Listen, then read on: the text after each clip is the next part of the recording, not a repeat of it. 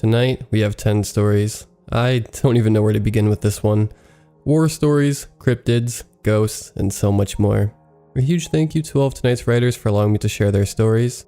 Without them, this video wouldn't have been possible. Remember to send in your story if you'd like to have it featured. You can either submit it at my subreddit, r/slumberreads, or my email you can find in the description. Be sure to drop a like if you enjoy. Subscribing if you're new is also very much appreciated. Enjoy the video, and as always, I hope you all have a great night.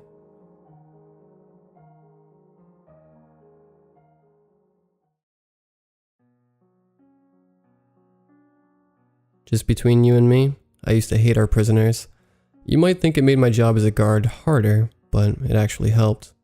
First thing you gotta understand is that they are criminal trash, bunch of robbers, killers, and drug dealers who must be kept in line. You ain't gonna get them to respect you with kind words and hugs. That said, I must give it to them. They are smart. Maybe smart ain't the right word, because they are a bunch of stupid idiots, but they are undoubtedly resourceful. Those fuckers can hide contraband in their cells like masters. Even if you search every corner and crevice, you're still gonna miss something.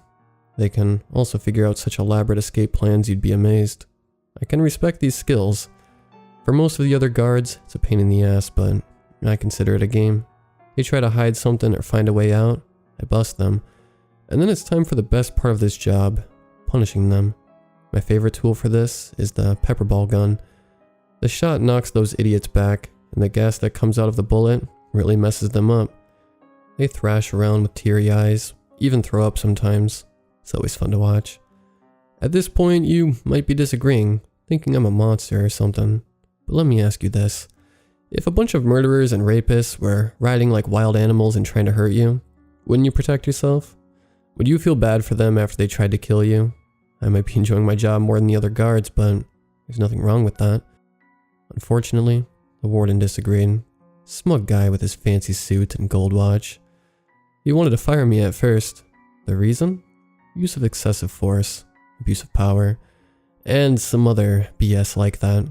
But even the asshole knew I'm good at what I do, so I was given a choice. Start working at another prison, or be an unemployed sack of crap. Not much of a choice, is it? I wasn't surprised that the prison where I had to go to was short on staff. Everyone from my line of work has heard of the godforsaken place. The whole facility is underground, high security, no visitors, and best of all, it's supposed to be haunted or something. Nobody in their right mind wanted to work there. I never believed in ghosts and that kind of crap, but I still hated the idea. I wasn't afraid of getting spooked. But starting from scratch and winning the respect of everyone is a hell of a challenge even in a regular prison. I was kind of hoping there was nothing to the rumors, but from the moment I got there, I knew something wasn't right. Gotta tell you, most prisoners are really noisy. A lot of people create a lot of noise. Makes sense, I guess, but this place was quiet. The inmates were just sitting in their cells like sacks of potatoes.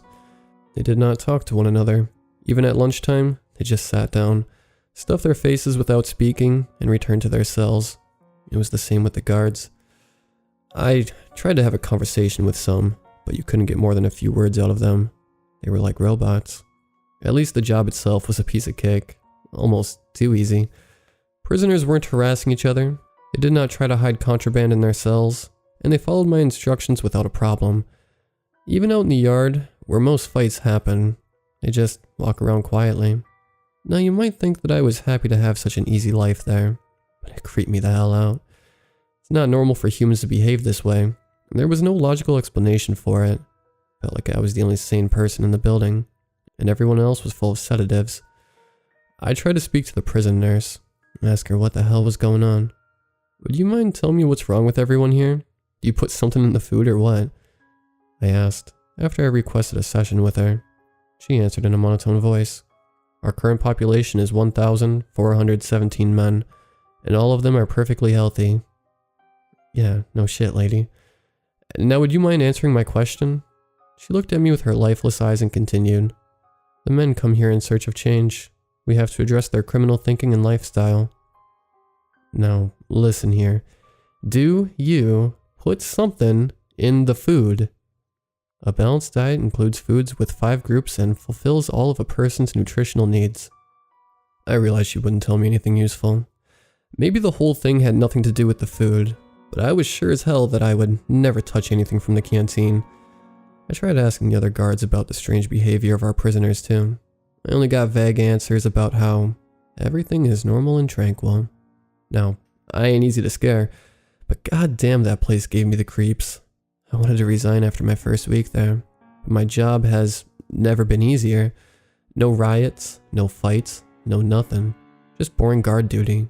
So I decided to put on my big boy pants and try to ignore all the unsettling crap. Easier said than done. After a month there, felt like I was going crazy. I started hearing strange stuff all the time, unintelligible sounds and odd noises coming from somewhere. I tried to find the source, but the volume of these noises didn't change, no matter where I went inside the prison. Never too loud, but always there. Of course, the other guards couldn't hear it.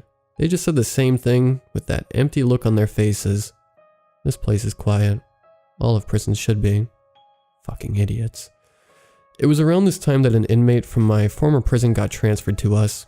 His name was Michael Hill, but everybody used to call him Big Mac. He was about 7 feet tall and covered with tattoos. A fat motherfucker, but strong as an ox. I told you earlier how I loved to use the pepper ball gun. Well, this beast could take multiple shots without flinching, and to make matters worse, he hated my guts. As soon as he saw me, the piece of crap started shouting, "Can't escape from me. I came here for you, and mark my words, I'll gut you like a fish. Your days are numbered." No, you might think seeing my friend Big Mac upset me.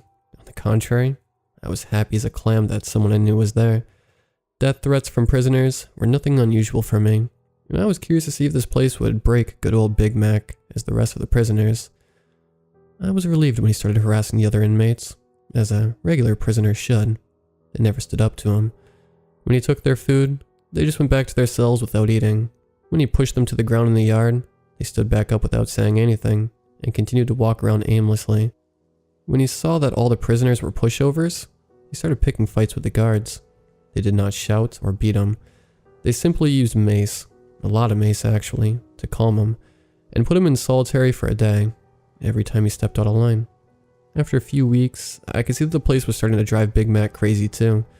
I figured he might even be open to conversation.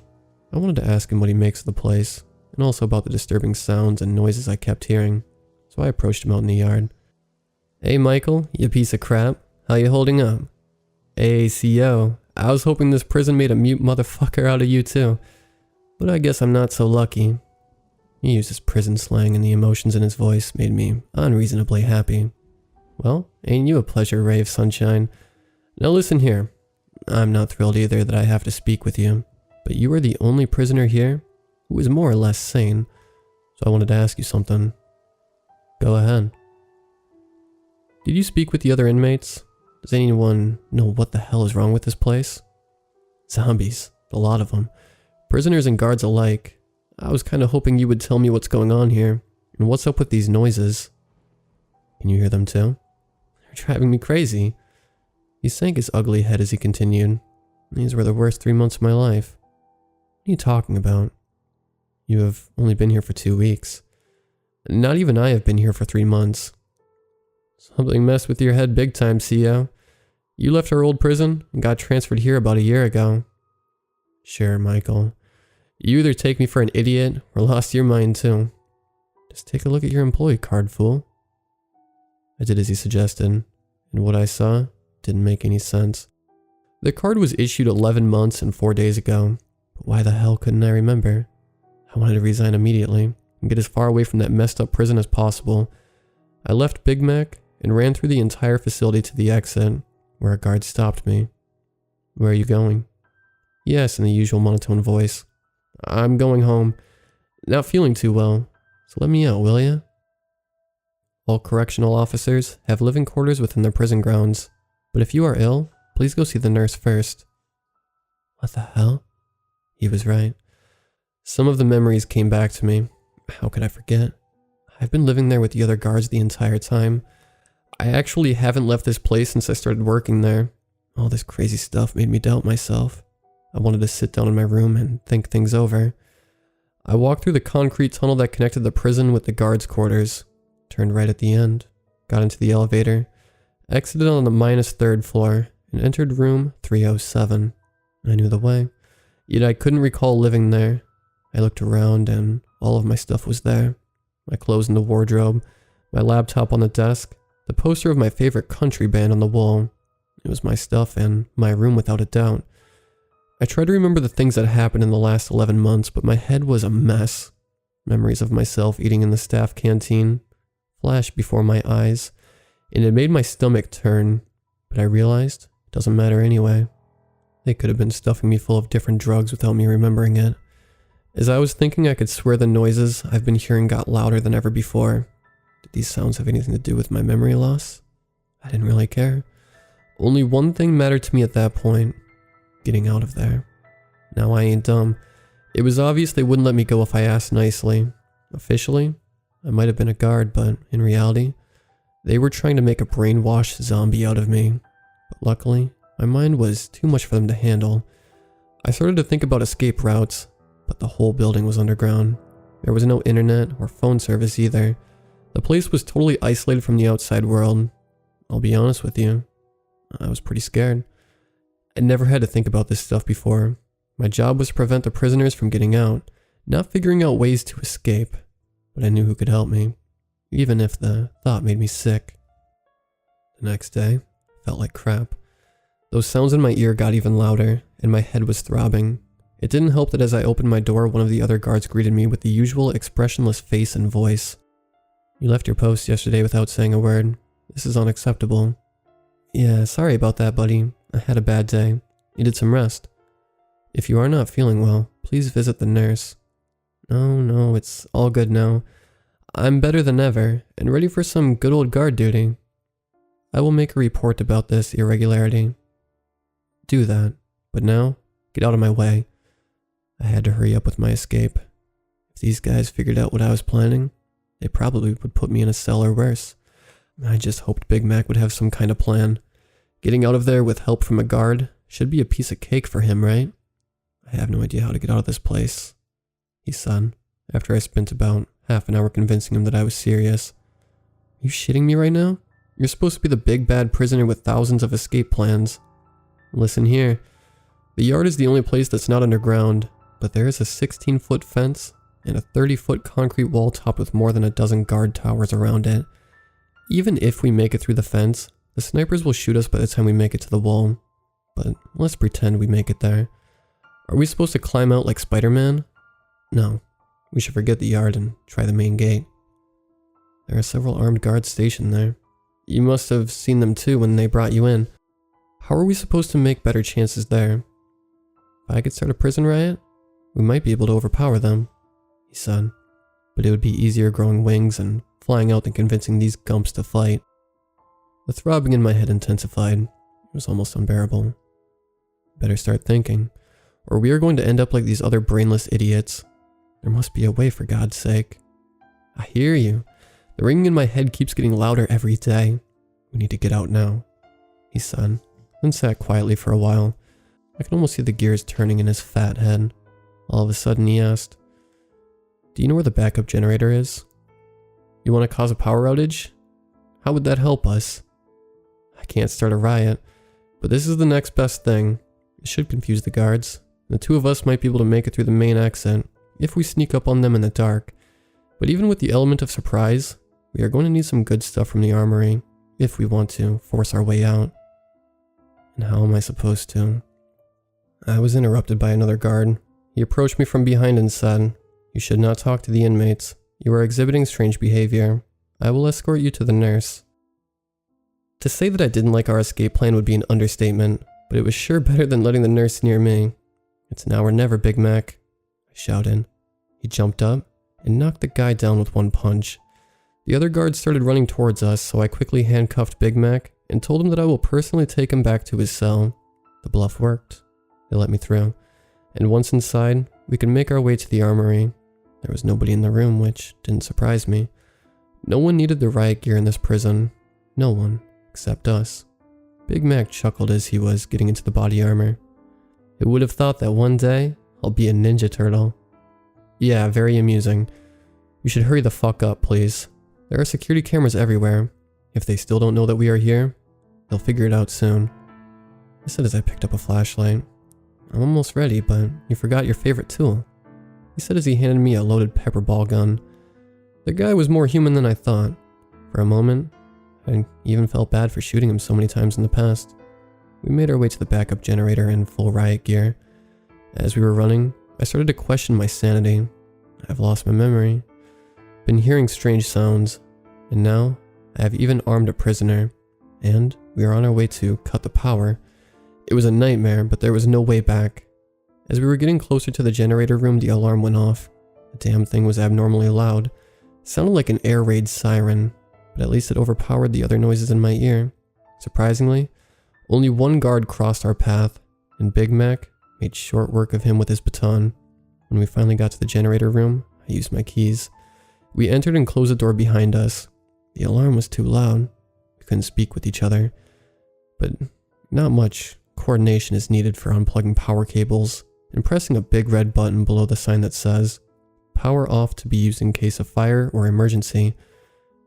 Does being brainwashed in an underground prison count as an emergency? I would say yes. The generator stopped. The lights went out. And the alarm that was making my ears bleed finally stopped. We were in total darkness. I don't know which was worse, that or the stillness. Don't get me wrong, I was kind of glad that I could finally hear the noises, but something wasn't right. No footsteps, no panicked voices in the distance, no nothing. Big Mac spoke up to break the silence. There is no time to waste. We're in the middle of an escape. Let's move. We turned on our flashlights, left the room, and made our way towards the exit. We were advancing slowly in the darkness, expecting a guard patrol to jump out from the shadows and attack us anytime, but no one was coming.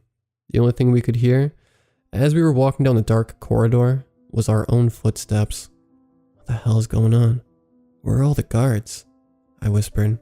I don't like this any more than you. Something isn't right, but let's hurry up and get out of here. When we finally got closer to the exit, we could hear faint breathing. We turned on our flashlights and proceeded slowly towards the main gate where the sound was coming from.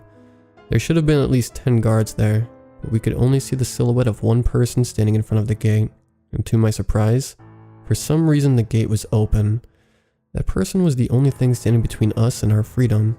My hands were sweaty as I pulled out my pepper ball gun and shot. My aim was perfect. The ball hit right in the head, but the bastard didn't even flinch. It just stood there as if nothing happened.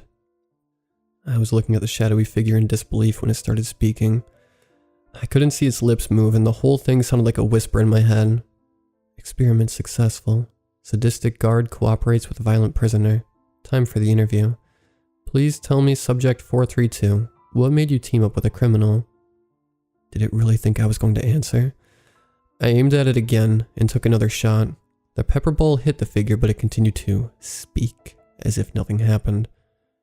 Test subjects 432 and 732 are not compliant. The interview must be postponed. Power could be turned back on.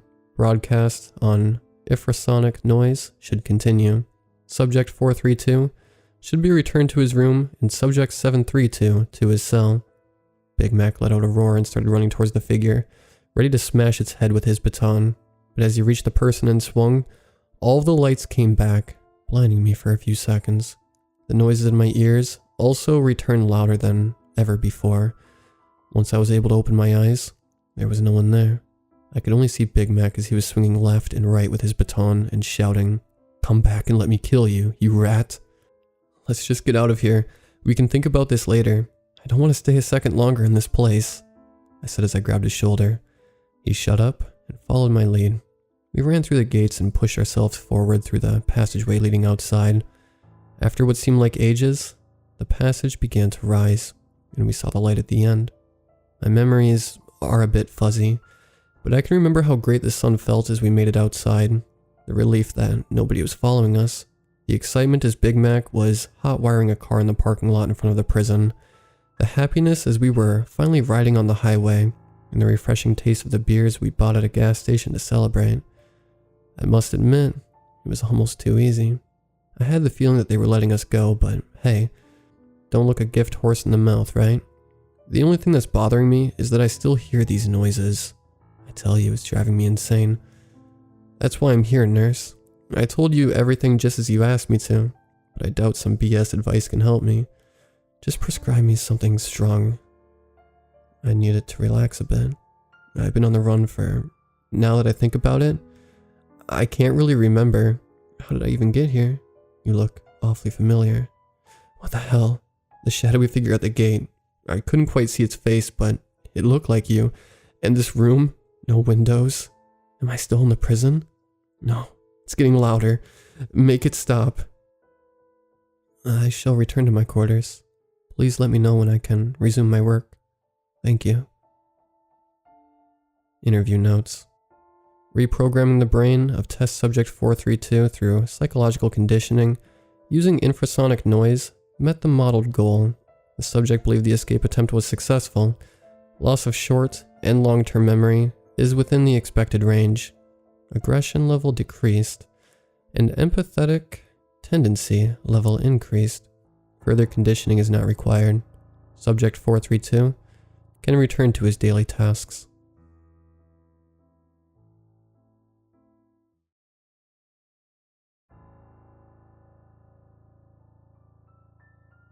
With being stuck inside, there isn't much to do. Yesterday I asked my grandfather about his time in the military. I walked into the kitchen while he was eating breakfast. When I initially asked him, he was silent and started acting funny. He went kind of white in the face. He told me to sit down on the couch in the living room. My parents were at the store, so it was just him and me. He said, "Well, boy, it was 1966. I had just graduated high school and was just a little older than you. I enlisted to impress my girlfriend, your grandma. My big brother Joel also enlisted. I went to basic training, and because of how I handled my rifle, they wanted me to teach other recruits how to shoot a rifle, and some other simple stuff. I was not happy with the thought of Joel getting killed by some damn commie, while I sat here teaching those boys how to pull a trigger, but I didn't really have a say in the matter, so I had to keep at it." At this point he started to move a little bit in his seat. He went to go get a glass of water. He sat back down and continued. "So one night, I'm walking back to my barracks at my usual time, when some officer walks up to me. He says, 'Hey son, how would you like to be deployed in combat alongside some of the most skilled men on the planet?' And of course, I said sure. So after a couple of days of being briefed about what my work would be, I met two more boys who were in my unit, 17th Marine Special Operations Unit. It was later dissolved, I believe. Anyway, there was Rodney Slickers, Thomas Saganegua, and myself. We were under the command of Sergeant Henry Dale. I'll spare you the details of training. Let's get to deployment. It was about 6 weeks later when we landed in Vietnam. So there we were, riding in a chopper, going to some camp in the middle of the jungle. I got to know Rodney and Thomas pretty well. When the chopper landed, we got out with our bags and were greeted by 6 other men. The unit was smaller than we expected. Sergeant Dale greeted us kindly, though he was real tough looking from his beard and scars. The other men there were Jeremiah Motters, a support gunner, Timothy Freet, a radio man, James Smith, a rifleman, and Sergeant Dale's right-hand man, Kyle Richards, a medic, and Ernest Jenkins, who carried our ordnance. I remember them so well. We bonded over the first few weeks. The first time Rodney, Thomas, and I went on patrol with everyone, it didn't go well. We were a single unit because we were special forces. We turned by this small creek when a bullet made impact right in front of Kyle. Kyle jumped and got into cover behind a downed tree, while the rest of us scrambled to a small bank. The Viet Cong were shooting pretty inaccurately at us, but we were still pinned. Sergeant Dale yelled, "Jeremiah, start hitting them with the 60. Jeremiah was a big guy. He carried an M60 machine gun. He coughed and stopped talking for a minute. He resumed. Anyway, Jeremiah started hitting them pretty good.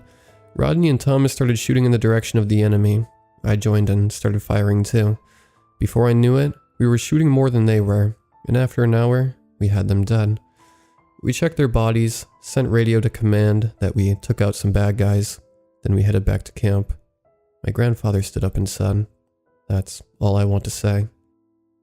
An hour later, he walked back in and asked if I wanted to hear the rest of the story, and he told me that if I heard it, I needed a strong mind.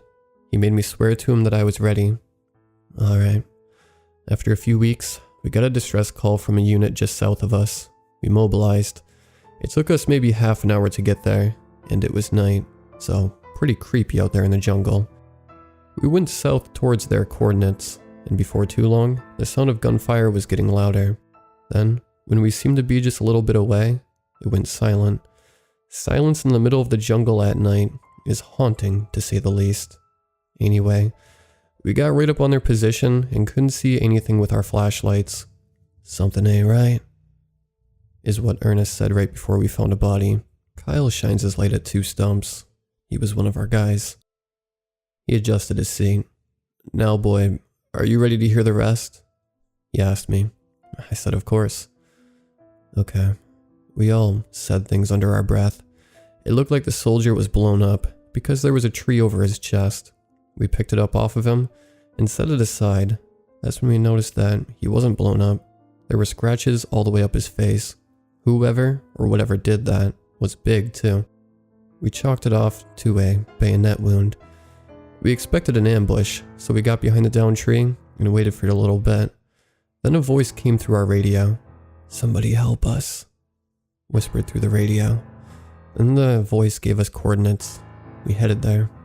We came over to the coordinates and we couldn't find anything. We all got up against another downed tree and waited. Then we heard a voice. "In the cave," said a really raspy voice. We shined our flashlights in the direction of the voice. It was a wounded Vietnamese boy. He was one of the ones helping us. He died very shortly after, but it looked like it was an animal that killed him. We walked into the cave cautiously. We shined our flashlights along the blood-stained walls of the cave until we came across more bodies. Some were ours, some were NVA, and some were Viet Cong. They all had one thing in common. They were destroyed. Then as we took a few more steps, I heard the scariest sound I've ever heard. It was the scream of a demon. We all jumped and backed up, shining our flashlights at the noise. There stood an 8-foot-tall beast with long claws, monstrous teeth, and was all dark green. It had spikes all down its back and had what seemed to be scaled skin. He took a second to gain composure. We all ran, except for Jeremiah, who opened fire on the thing. The bullet seemed to only go barely into the beast. It just screamed louder and then grabbed Jeremiah. He began to become visibly nervous. As we ran, we heard Jeremiah yell and then a crunch. We all knew that Jeremiah was dead. We ran deeper into the cave until we hit a dead end. We heard the beast looking for us in the cave. Kyle accidentally turned his flashlight on, and there stood Joel and some other troops. I couldn't believe it was Joel. Joel and I made eye contact and immediately ran to hug each other. We were both shocked to learn that we were stationed so close to each other. We started to tear up. We sat for a few minutes until the beast found us. It grabbed a couple of the other soldiers, and the rest of us ran. We tried to find the exit to the cave, but had no luck. Then we were unpleasantly surprised by the beast being right in front of us. It must have gone through a route we didn't see. It grabbed James and Thomas. We shot into the beast as it killed them. The big son of a bitch ate them up like cookies. My grandfather exhaled deeply. We started running, now just Joel, Sergeant Dale, Kyle, Ernest, Rodney, Timothy, and myself. We managed to get to where we could see the moonlight down the cave. Mind you, we were navigating the caves with just flashlights, and bad ones too. We ran towards the exit and heard the beast right behind us. Sergeant Dale told us to run like hell. We heard him throw his gun down and pull out a grenade. "See you guys on the other side," he yelled. We heard a loud boom and the beast screech. But we didn't dare look back. We weren't going to take the risk. It didn't take long before we were almost out of the cave. We then heard the beast behind us. He paused and bit his lip and closed his eyes before continuing. We emerged from the cave and opened fire towards the entrance, where the beast was. It ran through our bullets like nothing and then killed Kyle. We started running the other way as we heard it eating him up. We got up to an open field. Ernest told us to keep running and that he was going to hold it off. We told him not to, but we knew what would happen if he didn't. Run, boys. I'm going to bust this shithead, was the last thing we heard as we ran, until the deafening sound of all of Ernest's custom-made explosives. We hit the dirt and turned around to see a massive plume of smoke and a fireball, and the beast, which was also on fire. It recovered fast and limped towards us. Fast. Then Timothy got up, dropped his radio, and ran right at the beast. I know that he did that so Joel and I could escape. He started to get choked up, but still continued. Timothy stuck a flare in the beast's nose. Before being eaten almost whole, Joel and I took off running. I could barely hear anything because of my ears ringing, but I heard Joel tell me to run. Joel ran over to the radio and called for air support. He said that there was something big hunting us, and we needed napalm as soon as possible. He pulled out a flare and placed it on the ground next to him and told command to hit the flare location with napalm. I watched as Joel loaded up a magazine with explosive ammunition. He opened fire as the beast charged towards us. Run, little brother, and tell mom and dad I love them, is the last thing he said to me. I was about 350 feet away from him. The air support must have been in the area already, because it got there fast, in about a minute and a half. The beast was right on top of Joel almost. Tears ran down his face as he recomposed himself. They didn't drop napalm. They dropped a whole lot of explosives on the beast and Joel. I know that it was instant for Joel, but it wasn't for the beast. It took another hit of ordnance to kill it. It didn't take long before I heard choppers. A bunch of Hueys landed and some CIA guys got off of them. They told me that Joel's sacrifice saved many lives. They told me that I would be going home. He began subtly crying, but continued. It took a month for me to get home. I was told that what happened shouldn't be spread around everywhere, and that I would receive some financial compensation. Apparently Joel killed the kautiousKreative, which means the beast of the caves. That's the whole reason that we were in the area in the first place, to kill that big green asshole. He paused. Please, boy, tell this story to your kids so that our actions on that day aren't forgotten. I agreed.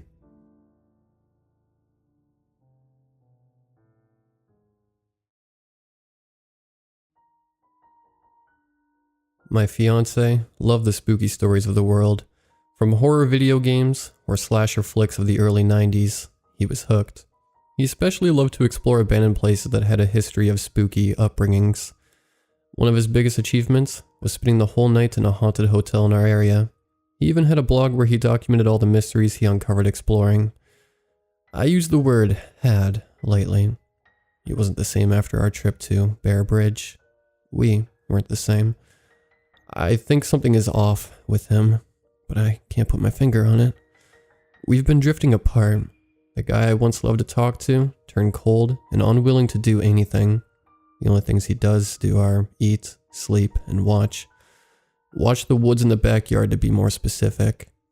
Vinny wanted to try and find the mysterious and elusive bear man that supposedly lived there.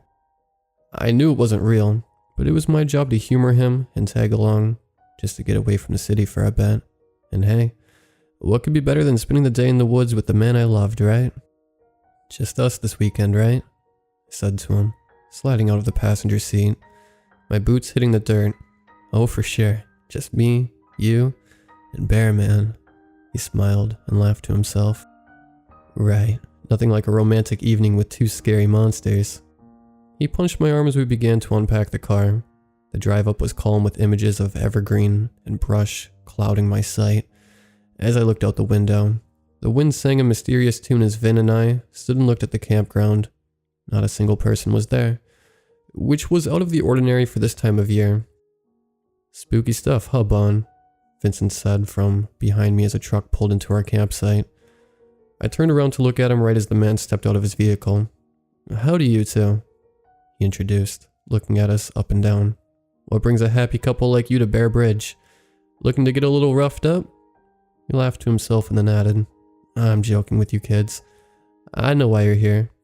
I'm Mr. Cassidy. You fellas wanna look for that bear man, don't you? Vincent looked at me and back to the old man. Yeah, he said. And what about it? What about it? What about it? Sonny, you and your little beau here are looking for a death wish. The man looked at Vinny with cold eyes and then to me. It seemed like he was staring into my soul. His light blue eyes seemed like oceans crashing, never ending. It was like a trance. I couldn't break it until Vin came over and put his hand on my shoulder. He always knew how to make me feel better. "Listen," the old man began. "I don't want no trouble here. I just want to make sure you kids are safe. Many people haven't been around here no more since the sightings." "Sightings?" Vincent said.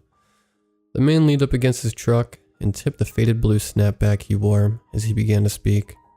"When I was a little boy, my mom and pops moved up here to get away from city folk. We didn't fit in much around industrial people. We liked to fish and hunt, keep to ourselves. But when we got here, Pops knew better than to let his little boy go out. He said there's more than just bear and mountain lion in these here woods. Something not from this world. Nothing like your bear man. That serial killer is long dead, son. Something else. Something sinister." He paused and looked at us again, kind of longing. Not like how he was before. He seemed almost sad.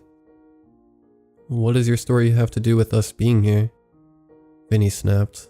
I hit his shoulder and looked at him disgusted.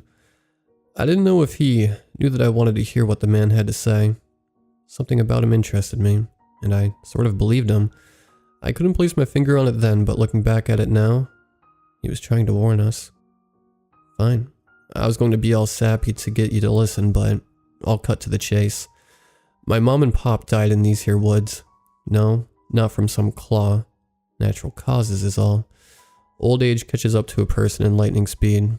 My pop's last words were, "William, you make sure anyone that comes into these woods makes it out alive."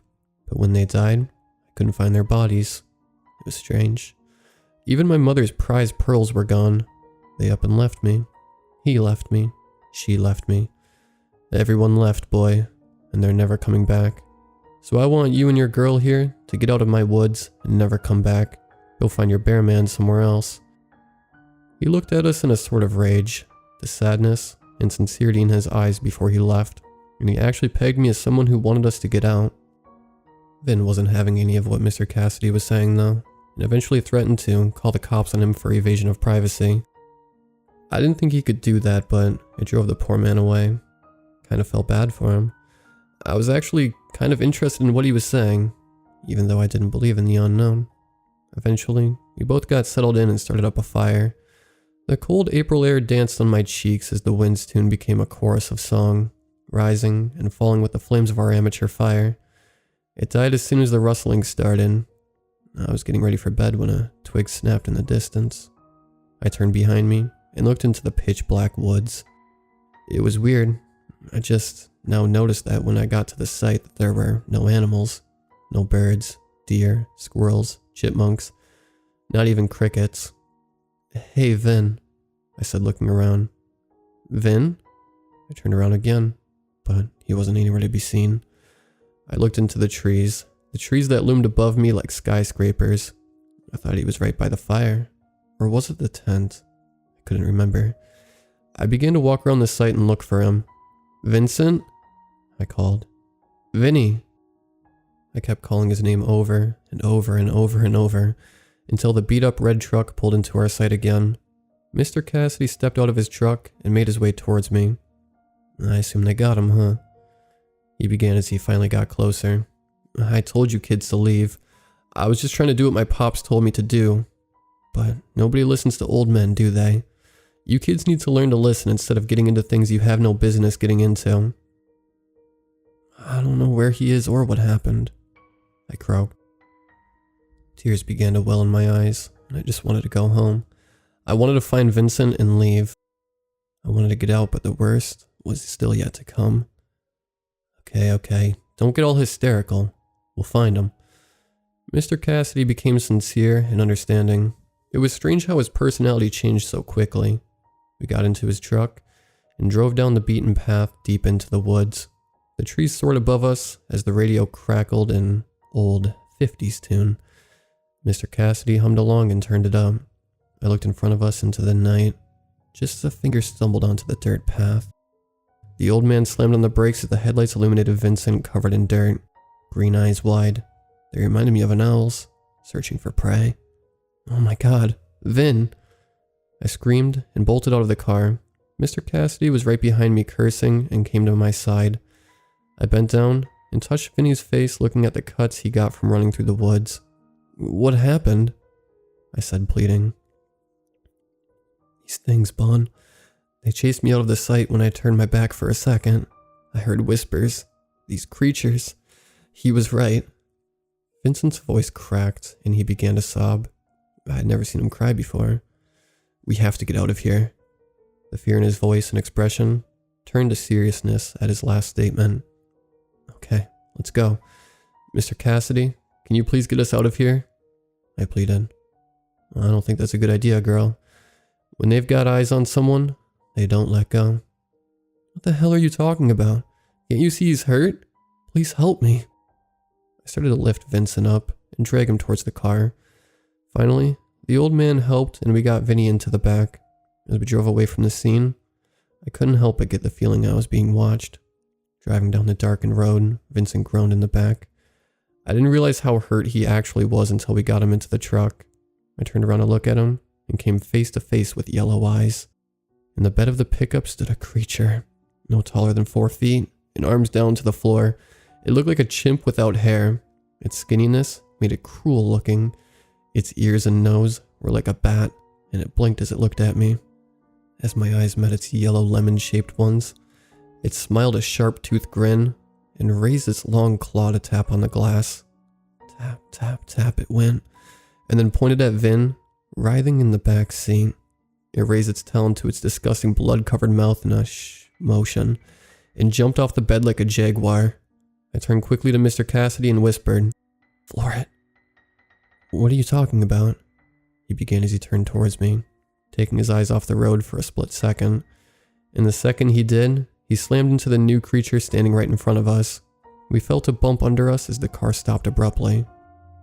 Oh God, no, Mr. Cassidy said. I need to check the tires. This truck is old. I don't know if they're blown or not. It will only take a minute. He got out of the car stumbling, and I watched him bend down in front of the right tire, then to the left. This time it took longer. His body was out of sight and by the wheel. I looked forward into the night and saw dozens of eyes, different shades of yellow, orange, red, and purple staring at the truck from in the dark. Then it hit me. The creature committed suicide to get us to stop, so they could come. I rolled down the window as fast as I could and yelled at the old man to get him back into the car. He stood up and looked at me. I was too slow as one of the purple-eyed monsters jumped out from the bushes onto Mr. Cassidy's back and ripped into him like a child on Christmas morning. It opened its jaws and bit into the old man with so much force he almost split in two. The pearls around its neck were the last thing I saw before the truck was swarmed with creatures of all shapes and sizes. The only thing similar was the lack of hair and grayness of their bodies. They looked like they lacked the nutrients of a person alive. They seemed almost dead. As they approached, I scrambled into the driver's seat and stepped on the gas. Flying through the woods, we made it halfway through the forest. As I drove, I kept looking behind and around me to see tons of eyes staring at us from the darkness. They didn't attack, though. Not like they did with Mr. Cassidy. They just observed. As we neared the main road, I turned back one more time to look at Vinny, and then turned forward to see a creature, about 6 feet, standing in front of the truck. Its skin wasn't a faded gray like the others. It was fresh and light. Its claws touched the grass beneath it, and it raised an arm to adjust a blue snapback on its head to reveal a pair of bright blue eyes staring into my soul. I drove, not caring if I killed him or not. All I cared about was Vin and getting him help. I was about 10 feet away from the creature as he jumped out of sight and back into the woods. He just let us pass. Mr. Cassidy let us leave. I breathed a sigh of relief as the dirt road became paved, and the light of the stars became city scrapers, and the quiet noises of the forest became the bustling noises of people. I got Vincent to the hospital and he was treated, with a sprained ankle and a concussion. The doctor said he was alright to go home in a few days. We told the doctors he got lost and tripped while midnight hiking. They seemed like they believed us, but I couldn't stop thinking about the old man and how he just let us go. At home now, it's different. Vinny doesn't do anything he used to love. He's a sack. He just eats, sleeps, and watches the backyard. I try to ask him what he's looking for, but he never gives me a real response. Just some muttering of, the skinned. I really hope he isn't talking about the creatures we saw in the woods. I want to leave all of that in the past. I want to believe it wasn't real. I want to believe it was all our imagination. But with the way he's acting, I don't know if I can. Something changed today as the wind howled and the weather forecast spoke of a thunderstorm rolling in from up north. Vincent got up from the couch and stood at the back door for the first time since we got back from the trip. He smiled as the sky turned gray and the clouds became dark. Vin, what are you doing? I asked, moving to stand next to him, coffee in hand, looking out the door too. Pony, he whispered, staring at me. They're here. The little grin he had before turned into a wild smile as my mouth dropped. There in the backyard of our house stood dozens upon dozens of creatures, once big and small, with eye colors different shades of the rainbow, all staring into my soul. And in the middle of them all stood the tallest one, a creature with the bluest eyes I had ever seen, with the same color snapback he had on the day he died.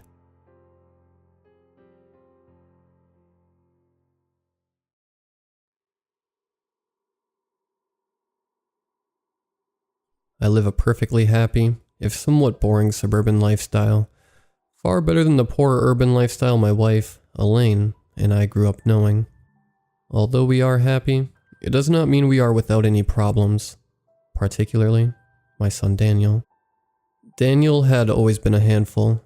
My wife and I adored him, don't get me wrong, but he always just needed a little more than my daughter, Mariah. Elaine and I feel almost responsible for the way Daniel was.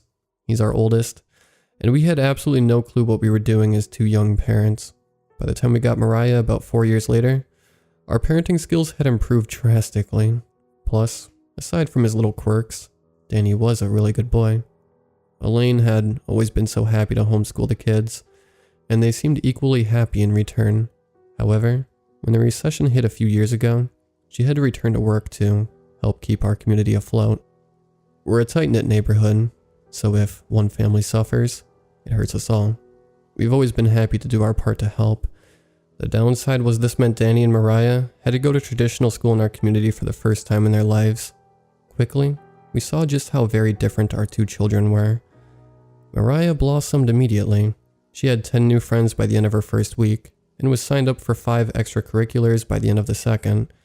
She got nothing but glowing reviews from her teachers, and her grades reflected her efforts. Daniel sunk in like a rock in water. By the end of the first month, he still had not a single friend to speak of, and had made no effort to change his situation. His teachers had barely even heard of him, much less heard a peep from him in class. His grades reflected his lack of effort. Some parents in the neighborhood aren't too worried about grades. There's plenty of jobs that don't require a traditional education, they would say. I am a doctor, and my wife manages the community bank. We do not accept failing academics from our children, but no matter what punishment we gave Danny, his attitude and performance remained the same. Ultimately, we made him go to tutoring and resigned ourselves to the fact that we'd done all we could. By his senior year, we were just relieved he was still attending classes. I constantly had to choke down the urge to lecture him on how he was wasting a perfectly good education, but I managed, if only for Elaine's sake. Daniel and I barely spoke to one another at that point.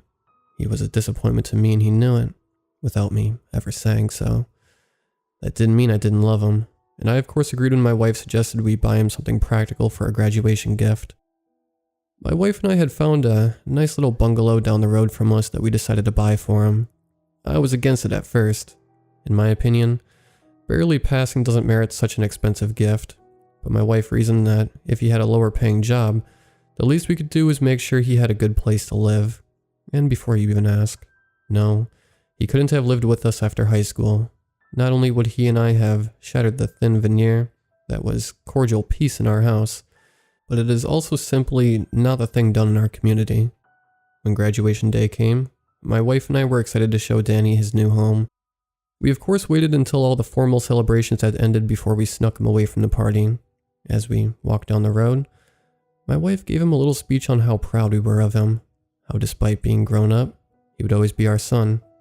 How we know things haven't been easy, but it's only going up from here. I honestly thought it was cheesy and not necessarily an accurate fit for our son, but he seemed pleased. At least, he was pleased until he saw the house. So is my gift inside or are we just stopping to rest? He asked tentatively. No, sweetheart. The house is the gift. Isn't it precious? And still in the community. My wife was practically singing each word. I don't understand. I thought I could leave once I was an adult. That I could go back to the rest of the world. You told me. You promised me I could leave.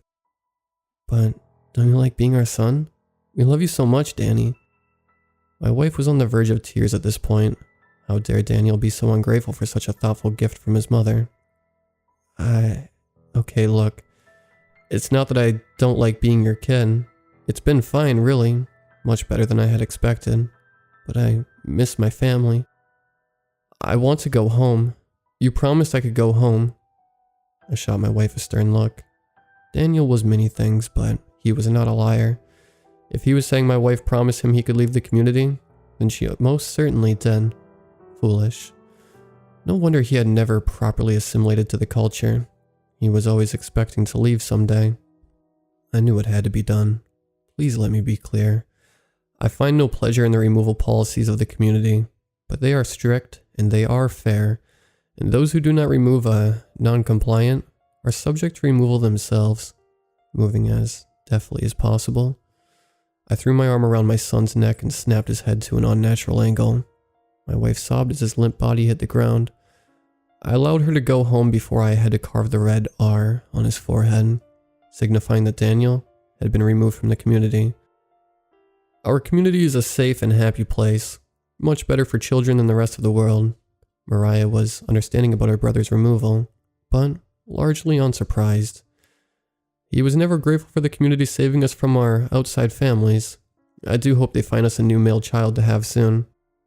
I knew right then that my little girl would be a fantastic big sister when the community leaders found us a new boy. And soon enough, they did. His outside name was Evan, but my wife and I renamed him Jacob. He was scared the first few nights, crying for his outside mother, but he seems to be progressing quickly. I'm sure he will someday be perfectly happy in the community.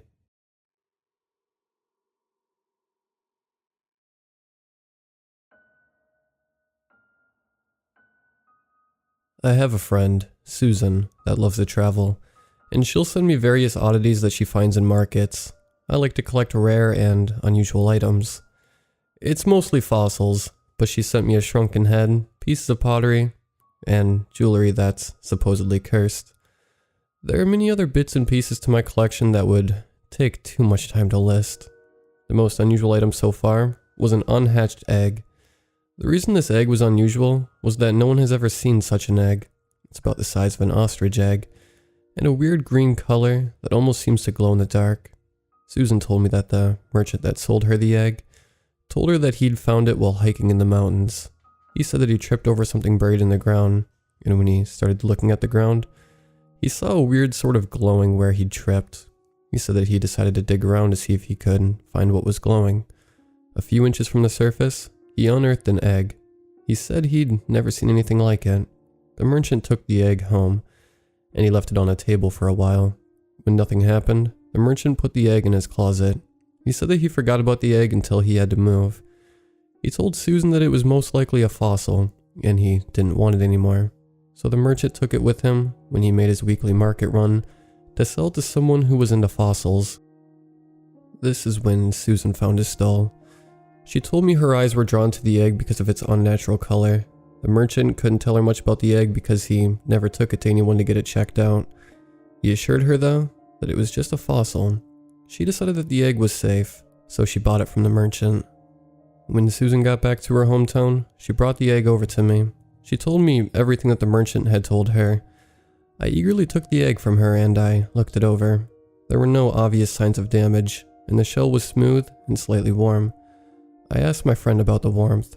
Susan brushed it off, saying that it was warm because she'd had it in her purse. I accepted that explanation, and we visited for a while before she left to go home. This is where my story picks up. I set the egg on a holder so it wouldn't roll off.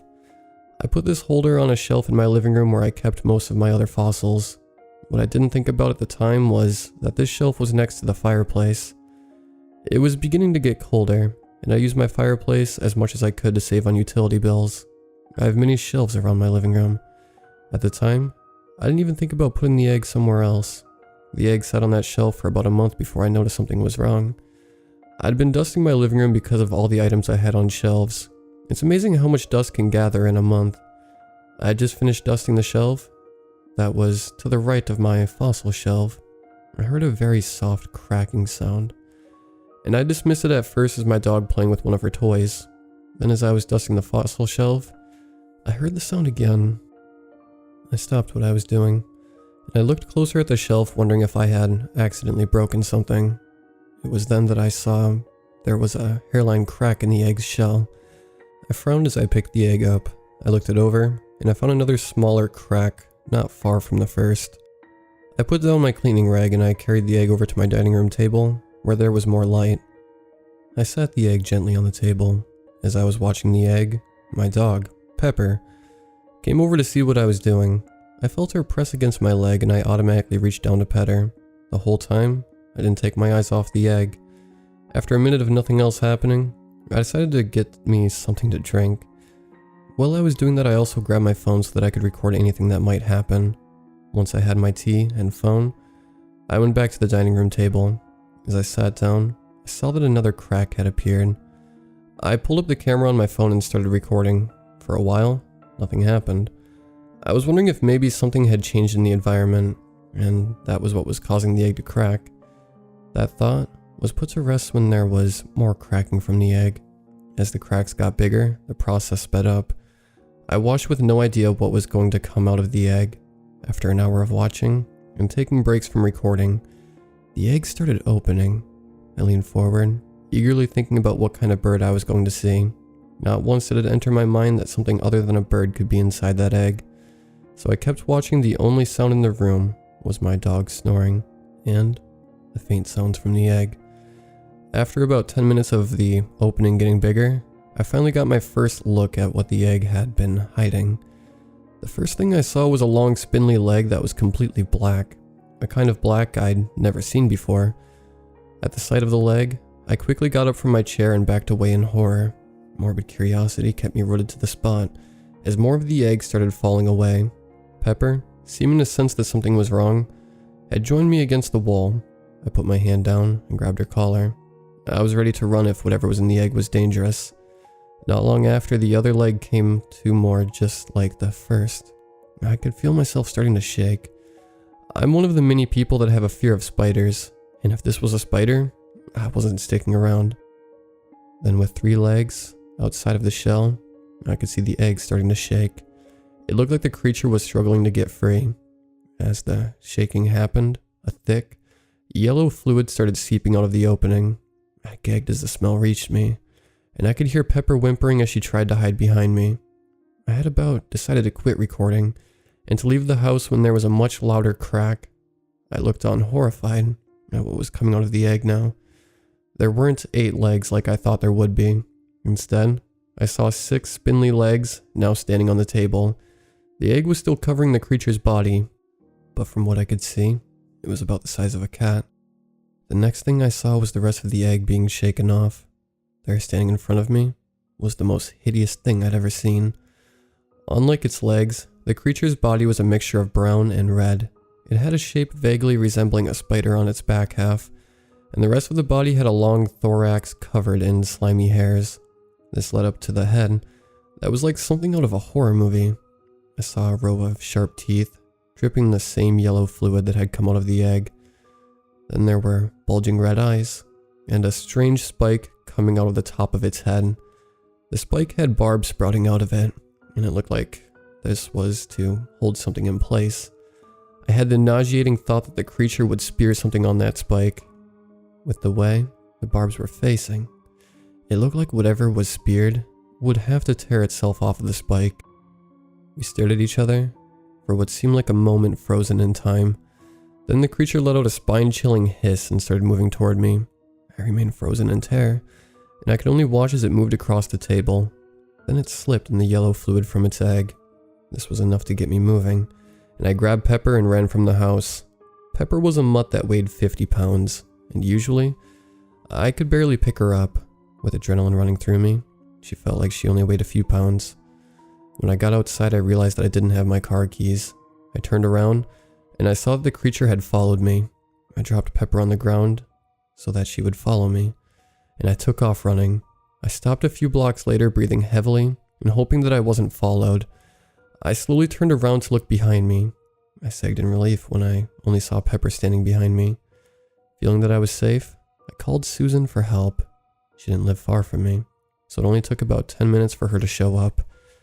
When I got into the car, she looked at me in concern. "Lily, is everything alright?" Susan asked as she looked at me. We were sitting by the sidewalk, and I felt that the longer we sat there, the more danger we were in. I shook my head. "I'll tell you when we get back to your house." Susan frowned, but she didn't press me.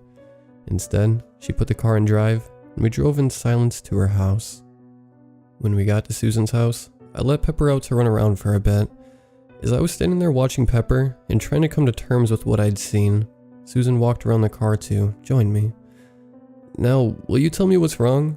I've never seen you that scared before." I swallowed and I pulled out my phone. "I'm sure you remember that egg you gave me after your last trip?" Susan nodded, looking at me expectantly. I sighed and opened up the camera on my phone. I brought up the recording I had made, and I passed the phone to Susan after I found the footage of the egg hatching. As I handed her the phone, I started telling her about the egg. "Well, you and the merchant that you bought the egg from were wrong about it being a fossil." "Really?" Susan asked, sounding surprised. I nodded to the phone in her hand. "Watch the video, and you'll see for yourself." We fell silent as the video played. I glanced at Susan a couple of times to see her reaction. It didn't take long for an expression of horror to pass over her face. After the relevant part of the video was done, Susan looked at me. "I'm so sorry. I had no idea." "I know, but that doesn't change the fact that thing is now on the loose." Susan nodded. "You're right. Let's call animal control to come out. We need to find out if the creature is still in your house." I had my doubts that animal control could help with this particular situation. I didn't protest though, as Susan made the call. She didn't tell them what kind of animal it was, only that she had a video she wanted to show them. After she hung up the phone, she turned to me. "They're going to stop by here first to get the video." "Alright," I said with a sigh. I wasn't comfortable sending someone else to deal with the creature, but I knew I wasn't going to go back there. I called Pepper to me, and we followed Susan inside. She got both of us something to drink, and she put down a bowl of water for Pepper. We sat on the couch, but there wasn't much talking because we were trying to come to terms about the creature in the house. It took about an hour, but eventually, someone from animal control showed up. Susan went to answer the door when we saw him pull up outside the living room window. She came back with a heavy-set man, and Pepper ran over to greet the newcomer. The man smiled and bent down to give Pepper some attention. With that done, he stood back up and looked at me. "Hi, I'm Jerry Reed," the man said to me as he walked closer and held his hand out. I shook his slightly damp hand.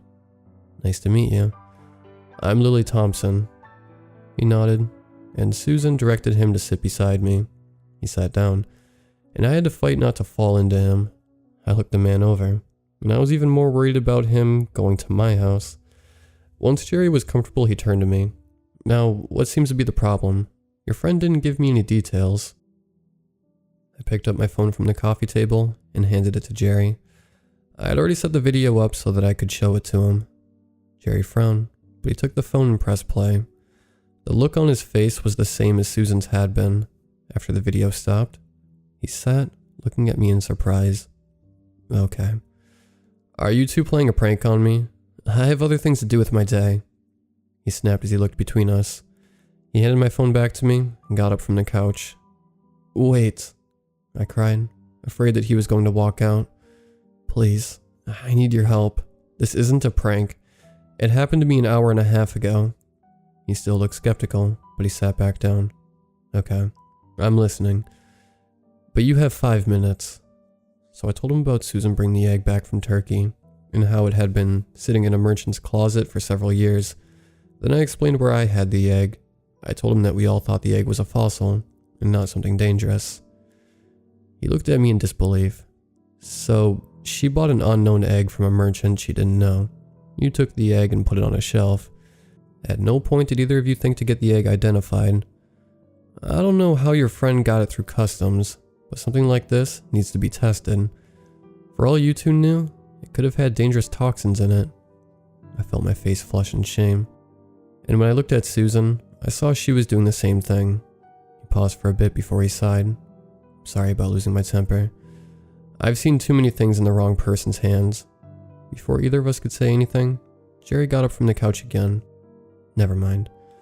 I can see that neither of you thought about that. We shook our heads, and Jerry sighed. Alright, give me your address, and I'll go and see if the creature is still there. I wrote my address down on a sheet of paper and handed it to Jerry. He nodded in thanks as he took the address from me. Then he told us he'd be back soon, and I saw him pull out his phone and make a call. Now we had to wait for him to come back. As we were waiting, Susan left me in the living room to fix us something to eat. I wasn't really hungry, but it would give me something to do while we waited. It took about 2 hours before Jerry came back. He wasn't alone this time. Following behind him were two people in dark-colored suits. They looked like some kind of government employees to me. What did you find? I asked eagerly. I wanted to know if it was safe for me to go home or not. My colleagues will go over that with you, Jerry told me as he stepped to the side out of the way. One of the people in a dark suit walked over to me. He sat down beside me, and the woman with him stayed back like Jerry. You don't have to worry, ma'am. Your house was clean when we arrived. We cleaned up the mess and looked around outside. Whatever that creature was, it's gone now. Are you sure? I asked. I knew there was something they weren't telling me. The man nodded. Very sure. Now, if you wouldn't mind, I'd like to get a copy of that video for our records. I frowned, but handed my phone over thinking that they were just going to make a copy. After fiddling with both phones for a bit, the man handed my phone back. I pressed on the power button, and I saw that he'd turned my phone off. I looked up to ask why he'd done that, but he and his partner were already heading to the door. I watched stunned at how quick the visit had been. When the front door slammed closed, Jerry stepped forward to talk to me. I'm sorry about that. I didn't know they were going to join me. I called for police backup, but they showed up instead. Did they tell you who they worked for? Jerry shook his head. No, my boss called me and told me to cooperate with whatever they needed. I looked at Susan in confusion. That's strange. Jerry nodded in agreement. The first time I've ever had government officials join me, but this was also one of my strangest calls. What did you find? I was wanting to ask them some questions, but they left so fast. I was told not to tell you anything for security reasons.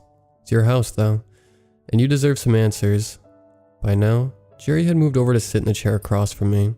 Indeed, nothing was there, but there was something strange. On the table where the egg hatched, there was only an eggshell left. I gasped. Do you mean all the nasty liquid was gone?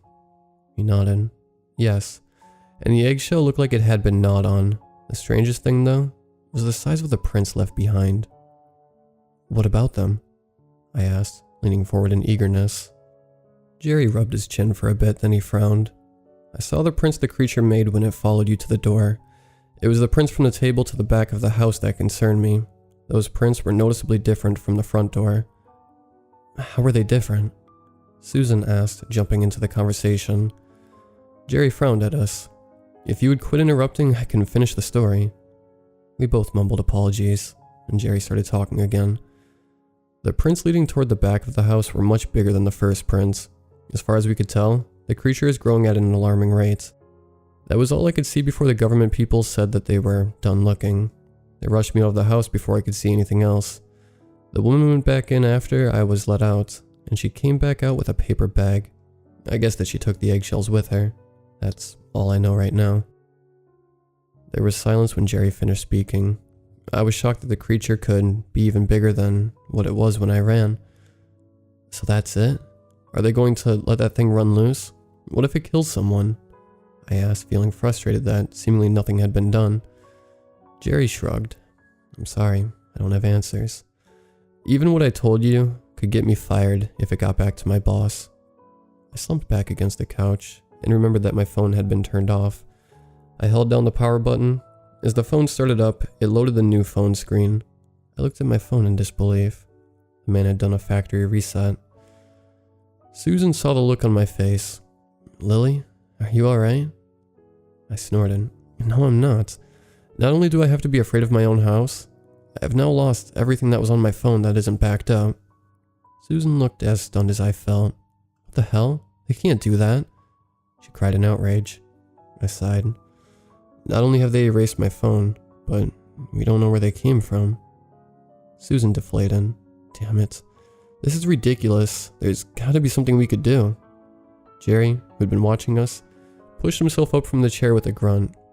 I'm sorry, ladies. I have other runs to make before my shift ends. Of course. I'm sorry for keeping you so long. I apologized. I stood up from the couch. I walked Jerry to the door, and before he stepped through the open door, he turned to me. He held out a piece of paper. Here's my number. If you have any more problems, give me a call. I took the paper. Thank you. I said with a smile of thanks. You're welcome, and I hope I don't have to tell you to keep this to yourself. I nodded, and when Jerry left, I closed and locked the door. I headed back into the living room. I told Susan about Jerry giving me his number, and that he asked me to keep quiet. She wasn't happy with the request, but we both knew it was better to keep quiet for now. That was 6 months ago, and I have since moved from that house.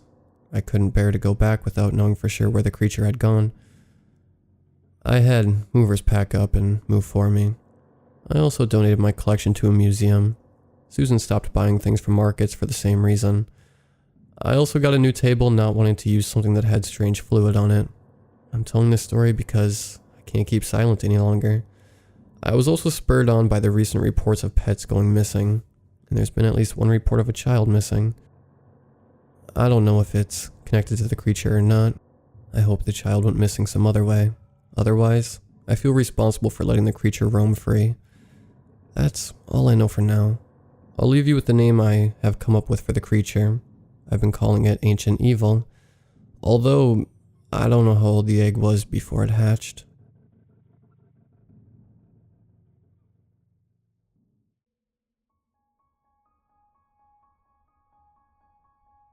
The signal of my car radio became weaker and weaker as my car roared over the desert road.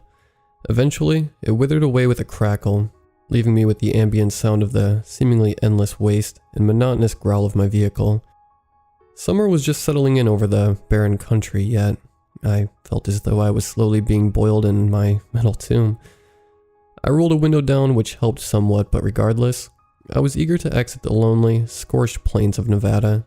That is not to say, however, that I was eager to reach my destination either, the details of which I'll spare you, but it would surely be a drab affair. I drove for a little more than an hour without any music to accompany me. I really should have brought a CD. Still, keeping an eye on the straight and empty road, I reached for my phone in the glove compartment. Holding it in front of me, I turned it on and looked at the top left of the screen. No service. Oh, shit, I whispered, rolling my aching eyes as I did. The big orange ball of Inferno was really taking its toll on me. No matter which angle I sat at, it always seemed to find me. I really needed to call my sister. She's the only person I know to have taken this journey before, and I was certain I must have taken a wrong turn earlier on. There was no way the desert went on for that long. Though, I didn't really mind long drives, but I would have dearly appreciated a change of scenery. The land outside my car was nothing but a flat, unchanging sea of sand and stone with no hills or dips of terrain to be seen. I was periodically gifted with the odd cactus here and there, which brought some warranted diversity to the place. My mother had always taught me to value the little things after all. I let my breath out with a long, sacerating huff of fatigue before taking a sip of water. The bottle had become warm in the creeping afternoon heat, but then, without warning, my car began to slow. I hardly believed it at first. I was almost stunned by the exasperating level of unfortune that had just struck me. With a sluggish chugging, my car slowed to a crawl. No fucking way. I said aloud. I had made sure to fill my car with gas before the journey. I wasn't dull. I checked my blinking fuel gauge. Empty. I ogled at it confused. There was no way I could have depleted my meter that quickly. Once the car had halted completely, I turned the key. When I did so, the car breathed briefly before dying again. I pulled the key out and inserted it back in the ignition before trying the car again. I got nothing that time, not even a wheeze. I slammed my hands on the wheel and tried several more times with no luck. For a moment, I was stuck in denial, as if my favorite football team had just lost to a group of toddlers. And unluckily for me, I knew jack shit about fixing cars. After striking the wheel a few times, I pushed the door open and exited the vehicle into the harsh, asphyxiating heat of the desert waste. I held my phone to the clear sky and checked again for a signal. Nothing. I let out an anguished sigh before climbing atop the roof of my car and checking for a signal once more. Still nothing. I was furious. It would be hours, perhaps a day before another car would come up the road. I'd been driving across the wasteland for more than half a day and had not seen a single other vehicle. As my anger peaked, I hurled my phone into the desert. It landed with a faint thud in the sand. After my pathetic tantrum, I regretted my decision to cast my only hope at leaving into the barren region. I clumsily scrambled off the top of my car and began walking to where I saw my phone land. On that short but shameful journey, I thought of my options. I did consider walking further up the road. I couldn't have been far from a gas station or a diner. I hadn't seen a single building on that road for hours. The last one I saw was some sort of shoddy rest stop, but it would be a gambit to attempt to make my way to that, as I wasn't entirely sure if anyone still worked there. It looked run down when I passed it. I figured a car would pass sooner or later anyway. I was far too tired to begin a trek like that in the state I was in. The black case of my phone stood out in the sand like a sore thumb. I knelt down and picked it up, brushing the grit off the screen. I checked to see if I had broken it. To my relief, it appeared to be working fine. I turned to walk back to my stationary car, but as I did, I stopped. Before me was the visions of something which confused and equally terrified me. My car was still there, but the road was gone, vanished, as though it had never been there at all. I rubbed my eyes, convinced the heat had finally got to me. Was it a mirage? A trick of the light? I looked further down the road to see just more desert. Even the space under the car was still just sand. I ran over to behind my car, onto where the road should have been. I knelt and began brushing away the sand desperately, hoping to find the road underneath. It sounds silly, I know, to suggest that sand had blown onto the road completely in the time it took me to retrieve my phone, but you have to understand, I was stunned. I must have brushed away a whole beach's worth of sand before giving up. The road was really gone. I clambered back atop the car for a better view of my surroundings. Once there, I scanned the enveloping land, hoping to spot any disparity in the sand, and any sign of civilization. It was hard to see as the shimmers of the heat in the distance almost obscured what lay beyond. But I could have sworn, for a brief moment, I saw the light of the sun sparkle off something metal or glass. I was too far away to tell. I hopped off the car and began running in its general direction. I ran frantically for what must have been 500 yards before the thing began to take shape in my eyes. The glimmer of light, which had lured me to the thing, came from a window. It was a car. In a desperate frenzy, I continued to run, screaming for help in between strained breaths. I can't stress enough how relieved I was to see another car. But nonetheless, I was at the same time terrified it would drive off before I could get to it. I was no more than 100 yards away when my soured relief turned to something different. Hopelessness, perhaps. There was no one in the car. Every single seat was empty. I paused to catch my breath. My shirt was dripping with sweat. I finished my journey with a defeated jog. The car was old, a model from the 70s or 60s. Once at the car, I placed my hand on the roof and peered through the window. Garbage was strewn over the floor and the seats. Candy wrappers and bottles littered the inside of the old vehicle, like someone had been living in there. To my delight, the key was still in the ignition. I tried the door, which opened stiffly with a crack. The car hadn't been used for years. I shuffled into the driver's seat and twisted the key. The car let out a sound which I half expected as I did. A chugging, aged wheeze, like a dying man letting out a final breath. Much like my car, the thing wasn't going to start. Too defeated and tired to be angry, I slumped back into the seat, wiping sweat off my forehead. I checked my watch. 6:47 it read. It would be turning dark soon. I got out of the car with a huff and slammed the door, but as I did, something caught my eye. My heart sank and my eyes widened with terror. I hadn't noticed it before. On the other side of the car, reaching out from behind a wheel, was a hand. A human hand, but not one which belonged to anyone living. It was bony and cracked, with not a single shred of skin on it. Gawking in horror, I slowly crept around the car to get a better view. Before long, I could see the whole thing. The skeleton of a man lay twisted and bent beside the car. The bones had almost turned yellow from being in the sun too long. However this person had died, they had not died peacefully. His skull had been caved in and was shattered around the edges. Sharp bristles of bone shot out from his snapped legs, which awkwardly contorted sideways. The position in which the bones lay there was uncomfortable to look at. The left arm was strewn out with the hand facing the wrong way. The right arm was worse. It was almost completely devastated and barely resembled an arm at all. The ribs were cracked inwards, resting beside his twisted spine. It was at that moment, as I stared in morbid anguish at the warped pile of bones, I noticed another horrifying detail of the distorted desert. The place was silent, painfully so. I hadn't heard a single sound that didn't come from me. No gusts of wind, nor the croaking of crickets, or even the rustling of a tumbleweed.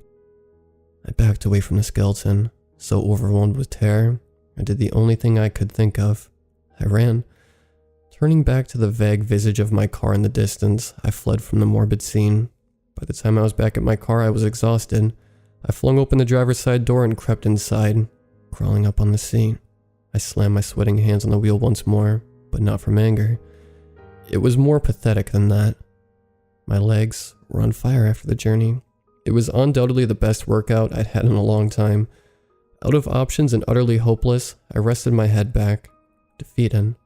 I closed my eyes and began to slip away as the sun dipped below the horizon.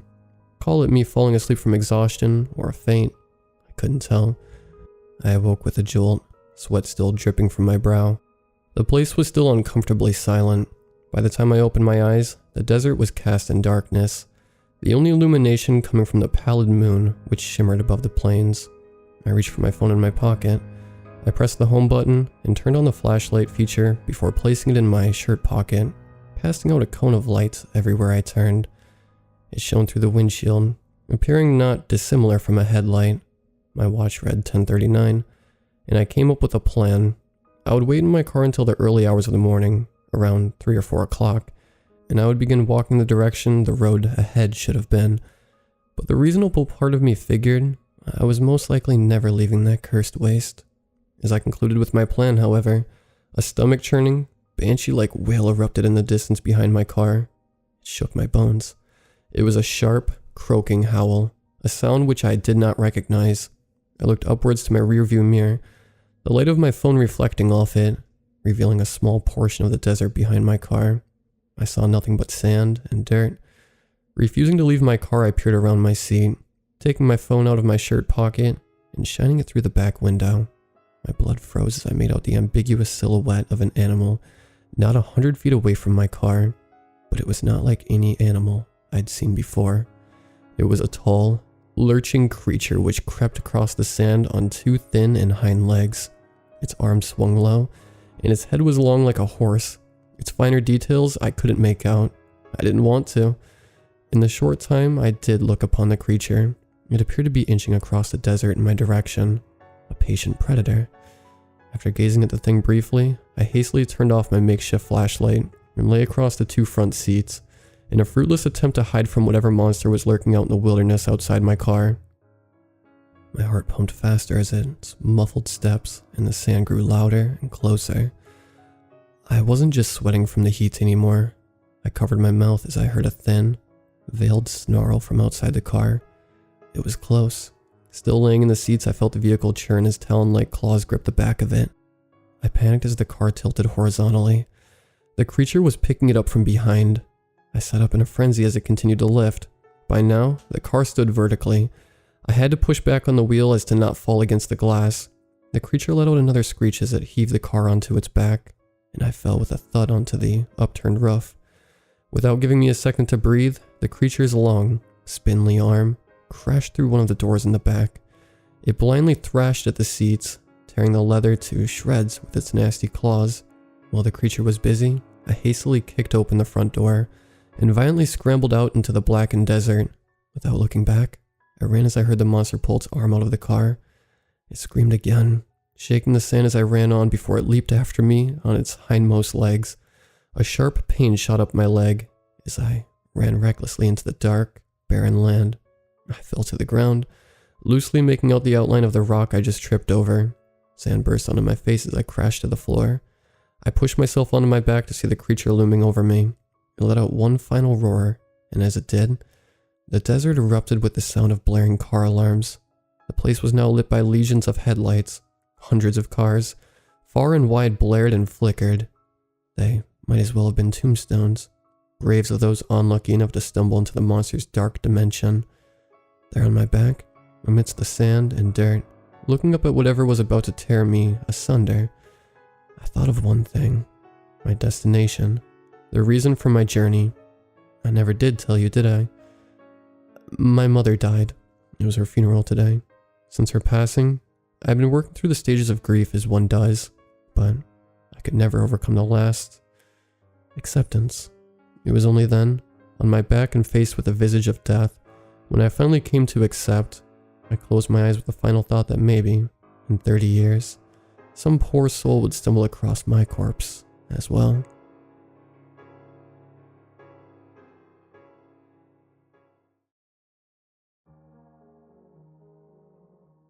My name is Skylar, and I'm 17.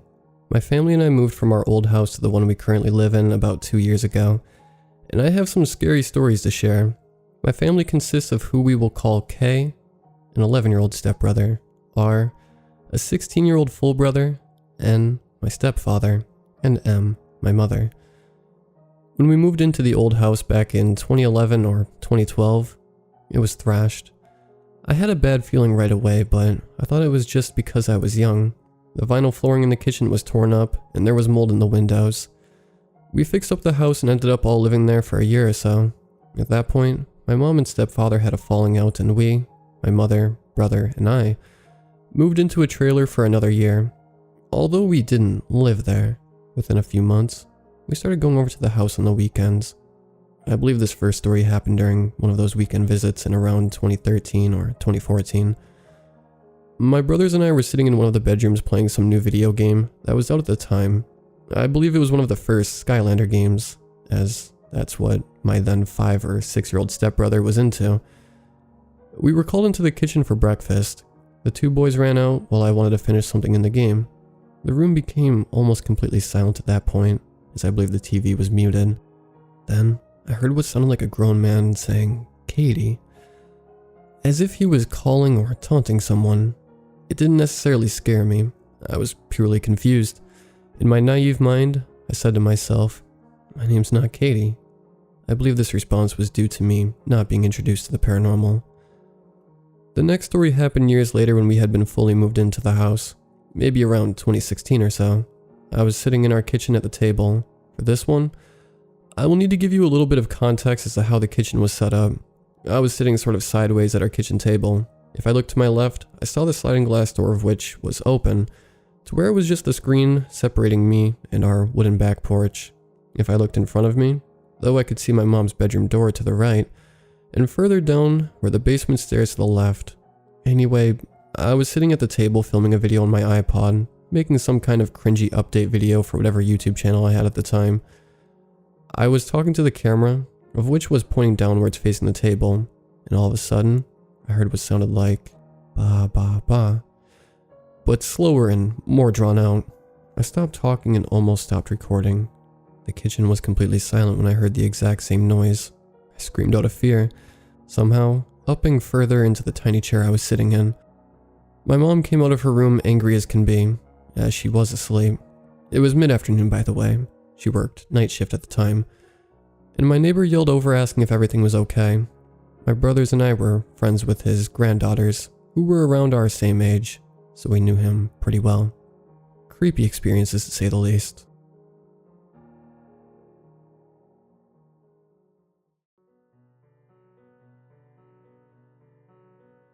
Have you ever seen anything that goes beyond what is considered normal? Have you ever heard anything that your ears can't comprehend? Have you ever sat up in the dark of the night only to think that what had happened maybe it was just a dream?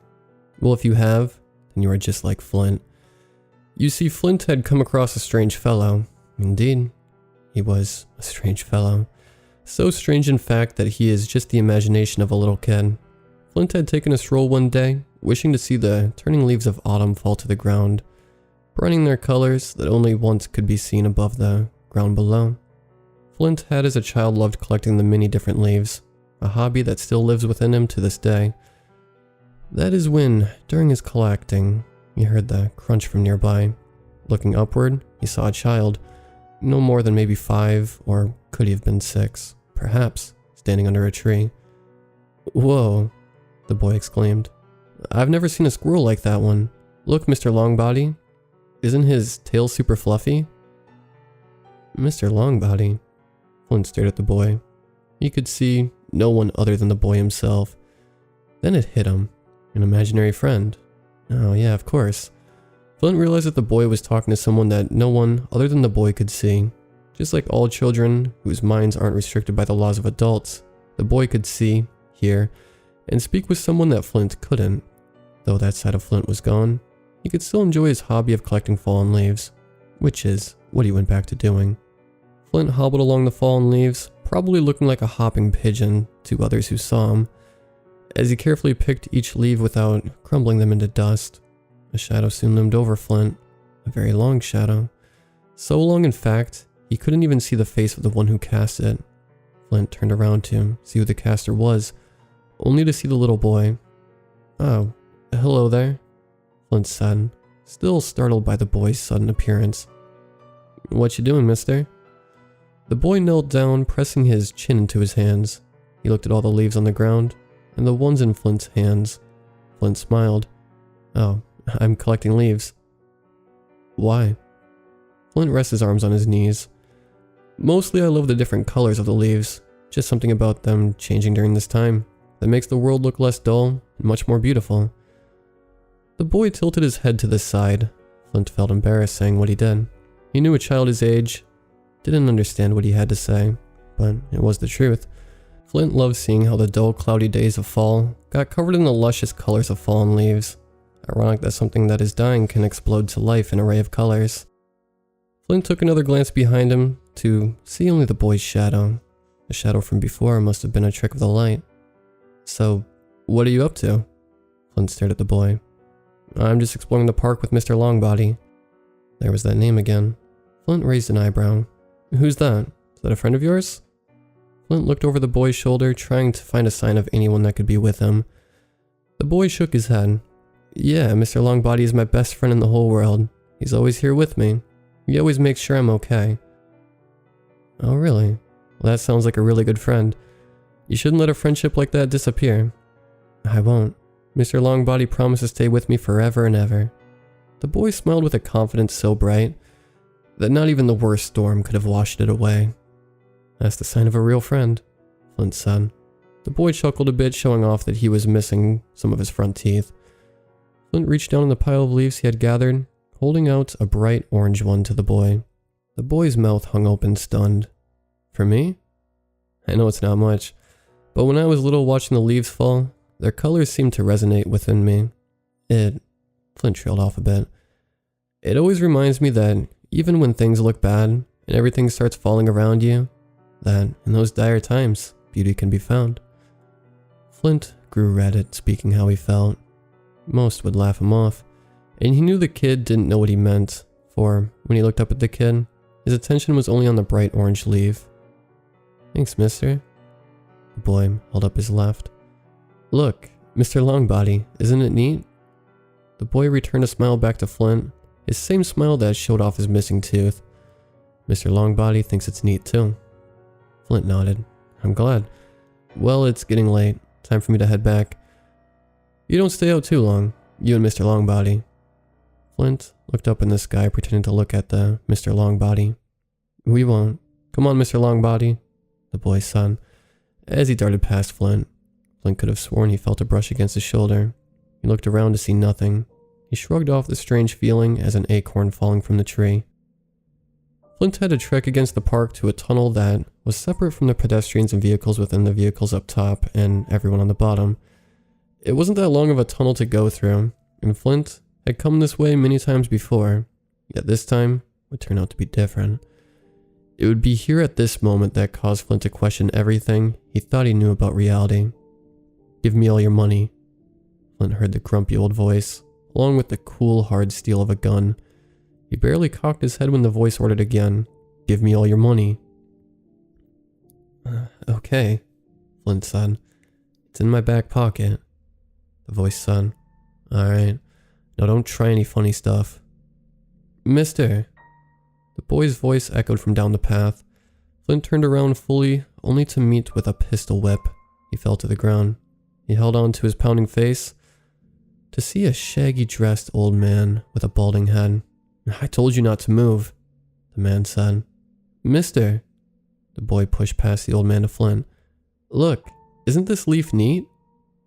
The boy held up a leaf, mix of 4 colors: red, orange, green, and yellow. "Mr. Longbody and I found it on the ground. We thought we could give it to you as a thanks, since you only have nothing but orange leaves." Flint put a hand on the boy's shoulder. "You have to get out of here." The boy cocked his head. "Why, mister?" "Hey, little brat, what do you think you're doing?" The old man said. "You move it, or I'll shoot you." "Get behind me," Flint said, pushing the boy to his back. "Hey, leave him out of this. You just want my money, right? Here." Flint tossed the money at the old man's feet. "Sure, but how do I know that boy won't tell?" The old man said. "He won't." Flint turns to the boy. "Right? It's okay, mister. Mr. Longbody says it'll be okay." "Hey, this isn't the time." "Who the hell is Mr. Longbody?" the old man asked. "It's nothing." Flint's voice broke. From behind the old man, slowly appearing before his eyes were the 2 stumpy legs, bright yellow with black spots. What soon followed was a long, tall body that reached the ceiling of the tunnel. The body was yellow, covered in the same black dots. The body was so long it had to wrap itself in loops to fit. Flint could make out 2 small hands void of no arms that stuck to the long body, then a round face with a long smile with a row of large teeth, a pointy nose, and 2 dots for eyes appeared. "What is that?" Flint mumbled. "The fuck you mumbling about?" the old man said, following Flint's eyes. The old man frozen in horror at the sight of what he saw. His hands shook, causing him to drop his gun. The strange-looking entity stood at the old man, its pointing nose hanging over him like a sickle. Then in a flash, it opens its long, wide mouth, biting down on the old man. All that was left was the lower half of the old man. It fell to the ground in the blood that came gushing out. Flint sat there, listening to the strange-looking entity munch down on the old man's upper half, blood and drool dripping down from its bizarre smile. The boy ran over to the entity. He gave it a small pat on its body before turning back to Flint. "See? I told you. Mr. Longbody said it would be okay." The boy smiled that same smile that showed off his missing tooth. Flint sat there unsure of what to think of anymore. Mr. Longbody swallowed down the old man's remains in his mouth and stared into Flint's eyes, its smile rising up, becoming more bizarre. Mr. Longbody lowered itself down to Flint, allowing its hands void of arms to drop a leaf in his lap. "Oh yeah, Mr. Longbody wanted you to have this leaf as a thank you too. He hopes you like it." Flint looked down at the leaf that landed in his lap, a bright yellow leaf with small black dots.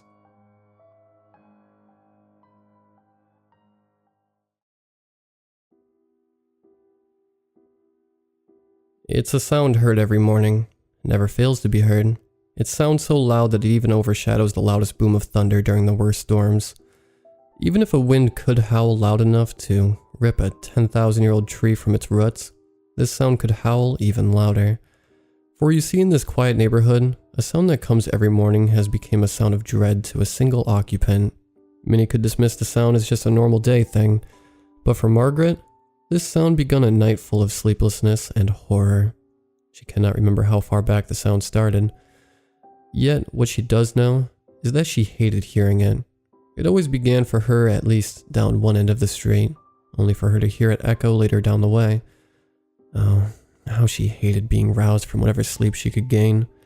She would step out of her bedroom to the living room, going to the large window that faced her front. Peering out, she would see the source of that damn sound.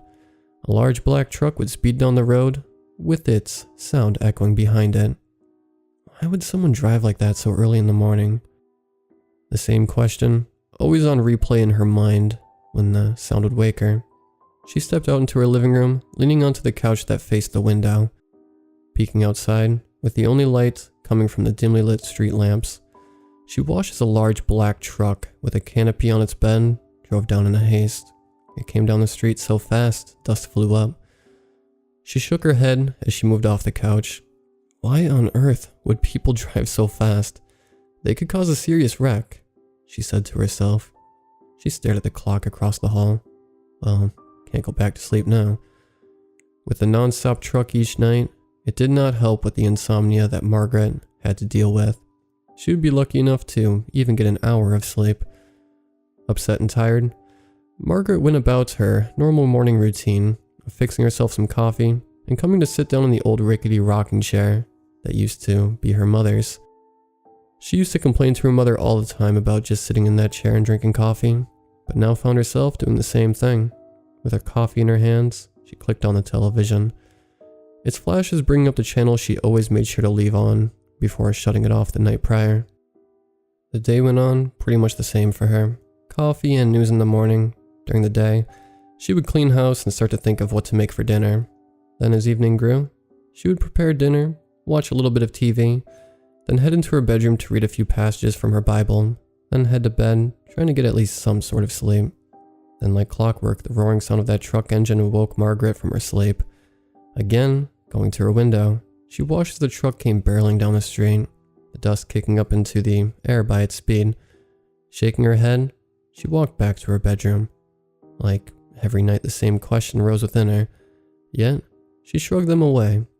Later in the day, she went outside to clip some of her rose bushes. She heard a commotion coming from down the street. She walked down, learning that one of her neighbors had awoken in the morning to missing 4 of their toes. Where their toes had been were now just stumps. They had gone to the hospital to see what could have caused it, but even the doctors were left baffled. Scary, Margaret thought to herself. What could have caused someone to lose their toes like that? After leaving the commotion and finishing up with her roses, Margaret sat watching TV with her dinner in front of her. The news brought up nothing about the incidents in her neighborhood. The only thing the news would ever bring up was politics and random shootings that had happened on the other side of town. She sighed, clicking off the television. She sat in bed, read her Bible passages, and went to bed. In that moment she lay down. She could have sworn she heard the truck coming down. She glanced at the clock. It was still early for it to come. She leaned out from her bed to listen, but nothing, only silence. She thought she was hearing things and went back to bed. In the silence of that night, she began to feel the sensation of licking. She tossed and turned in her bed, kicking whatever dog was licking her feet. Then she froze. Dog? What dog? In the past, Margaret had a pet dog that would lay in bed, and whenever it would need to go out, it would lick her toes to wake her. But just last year, she had to put her dog down. Then, what was licking her toes? She jumped up, her eyes wide with fear. She looked down, only to open her mouth in horror. No scream would emerge. There at the end of her bed, licking and nibbling on her toes, were 5 little red imp-like creatures. They clattered their teeth toward one another in a form of speech. One of the creatures nibbled on the pinky toe, then looked to its others. One of the imps had been carrying a brown sack. It dug its 3-digit hands into the sack, pulling out a rustic-looking knife. The one that had pointed at the pinky toe continued to point at it, which the one with the knife sliced it off. The intense pain soared through Margaret.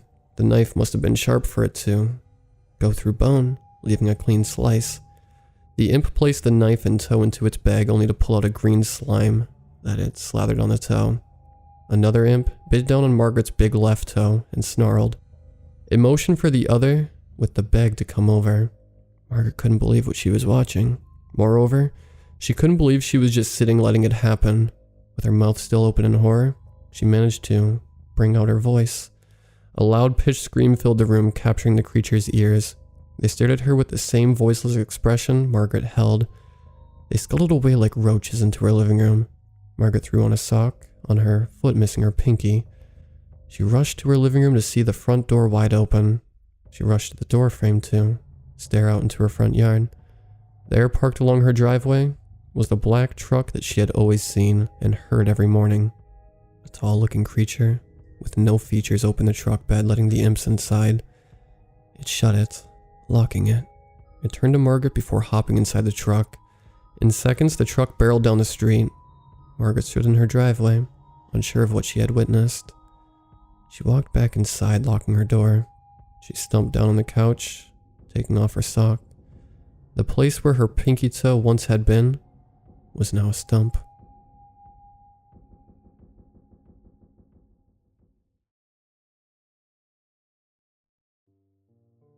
I stood outside a large tan building on East 43rd Street, Manhattan, my shoes on the verge of soaking through to my thin black socks. Ma'am and Milton Attorneys at Law, the silver lettering on the door read. When my grandma died, I knew I'd have to come collect her affairs, seeing as she had no other family. Her husband, dead of cancer just like her. Her daughter, my mother, dead from suicide. And her son, presumed dead for the last 20 years after a tragic hiking accident. Grandma's life had been filled with tragedy and, therefore, it made sense she was such a tragic person. We never got along well, and I hadn't seen her for over a decade when she passed. The phone rang and the unknown number turned me off at first. The voicemail, however, struck a strange chord deep within my mind. Even though I had felt alone for the last 10 years, it was very strange to be, truly, by myself in this world. The last member of my family. My own parents had both had me young. My mother committed suicide after years of struggling, and just a year and a half later, my father passed away as well. Grandma outlived them both. As a child, I always loathed trips to my grandmother's house. She had a small 3-bedroom place in Poughkeepsie that smelled like it had been dipped in water and left to dry out. The yard was small, and the street was too dangerous to play near. I spent most of my time there watching an old black and white TV set with my grandmother next to me. Ever quick to make a nasty remark, or scold me for trying to change the channel when she appeared to be sleeping. Yeah, those trips to Grandma June's house were never a highlight of my early childhood memories, but they paled in comparison to the trips we took to my grandmother's vacation home. This house was way up in the Adirondack forest, so far that it was always hard to keep yourself from falling asleep at some point.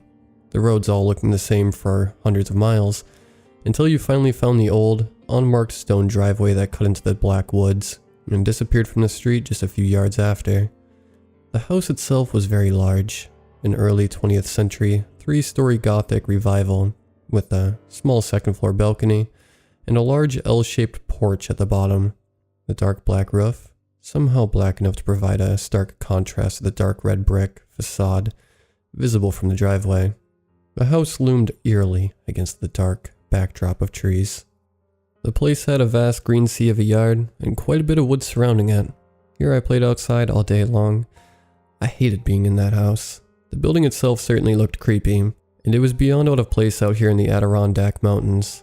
But the interior held its own horrors to my young, fearful mind. Every room was cold. Even in the hot summers, when we often went to visit, they always held a strange, unwelcome chill. There were always odd noises from the pipes and within the walls. Many nights I lay on the verge of tears, trying to convince myself the sounds I was hearing were mechanical in nature. I often struggled in this persuasion.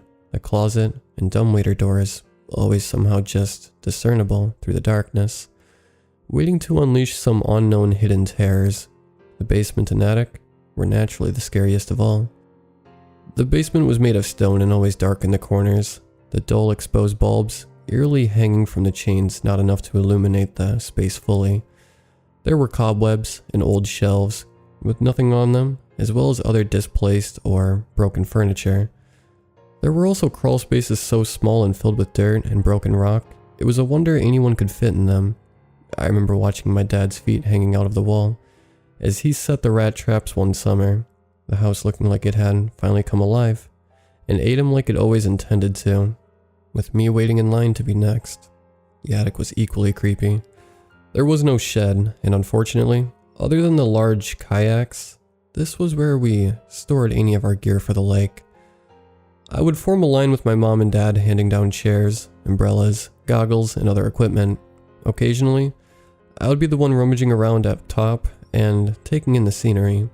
The attic reminded me a lot of the basement other than the fact that it was made of wood, and in many places you couldn't stand. There were cobwebs and rat traps and displaced furniture, as well as another small crawl space that unnerved me more than the one down in the basement. This one was always locked.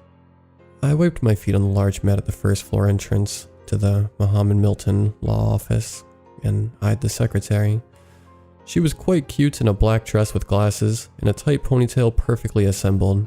No chance of falling askew. Maybe a little young for me, now that I'm pushing 40. But when you are recently divorced, you wonder about the possibility with any woman. That's just the nature of it. It was also the nature of why my financial situation was so dire. My ex-wife got the house in the divorce, and I lost most of my savings trying to stay afloat the next few years after.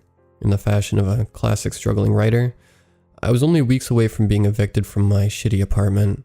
I needed anything I was going to get from good old Gran, even if it wasn't much. Anna, as the secretary's name turned out to be, led me up to the second floor where I waited for Mr. Maham to finish his phone call and usher me in. "Mr. Alston, good to meet you. Please come in. Have a seat right there." Maham took my hand firmly and pointed to a large red leather chair sitting next to a small end table and facing his huge wooden desk. "My condolences regarding your grandmother." "It's fine, thank you," I replied, perhaps slightly awkwardly. "This really won't take long. Just need you to sign a few papers. Now, your grandmother owned a home in the Adirondacks. Are you aware? Have you been there?" "Yes," I replied, my body tensing a bit at the thought. I was always intending to just sell it, hoping to see it or hear about it as little as possible. "And her permanent residence in Poughkeepsie?" "Says here that she sold the Poughkeepsie home in the late 2000s. Her permanent residence has been in the Adirondacks for the last decade or so. House on Milburn Avenue." "Fuck," I said aloud. As it turns out, Grandma had sold her home for reasons unbeknownst to me. I had been intending to live there, at least until I got back on my feet, so I was in quite a state of shock. The thought of permanently living in the house up in the mountains, a house that I hated for my whole life, a house so far in the middle of nowhere, it took over an hour to get to a real supermarket and back, with no cable or internet, in a town with barely 200 people in it. Not to mention a house that frankly scared the shit out of me. Had my head swimming. I was on I-87, nearing the outskirts of civilization, making my way up towards the house I hated so. Obviously, I had no other option. The house and what was in it was, by a large margin, the bulk of her estate. The money I received was enough to pay off a few outstanding credit card bills, and then get my account to a level I felt safer. But it wasn't enough to rent with no income. Not when there was a roof already waiting for me. The Dead was going on the radio. I sipped the last of my coffee. I was probably going to need more. I was already falling asleep. I still had hours to go. The rest of the drive I spent thinking a lot, trying to find new book ideas. Maybe a haunted house. I laughed to myself. I thought about how I was going to make money so I could support myself since I was, after all, by myself. And I thought about my life here growing up. My grandmother always scowling and muttering to herself, puttering around the house and the garden out back. My mom and her brother always fighting. He was not a good person. Multiple arrests, and at one point, even assaulted my mother and cut her arm with a knife.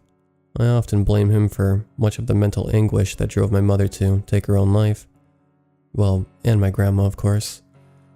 I thought of the creaks and the noises in the basement, the woods, black and silent, the pure isolation indicative of my situation in life. I wondered if I'd ever be able to adapt, and to really consider this place home. I wondered, but I doubted. As I pulled into the driveway, the stones crushing underneath the tires, I began to feel very uneasy. The house suddenly becoming all too real and my mind playing tricks on me. rounded the bend, and there it was. Just as daunting as it had been when I was a small child. In fact, more.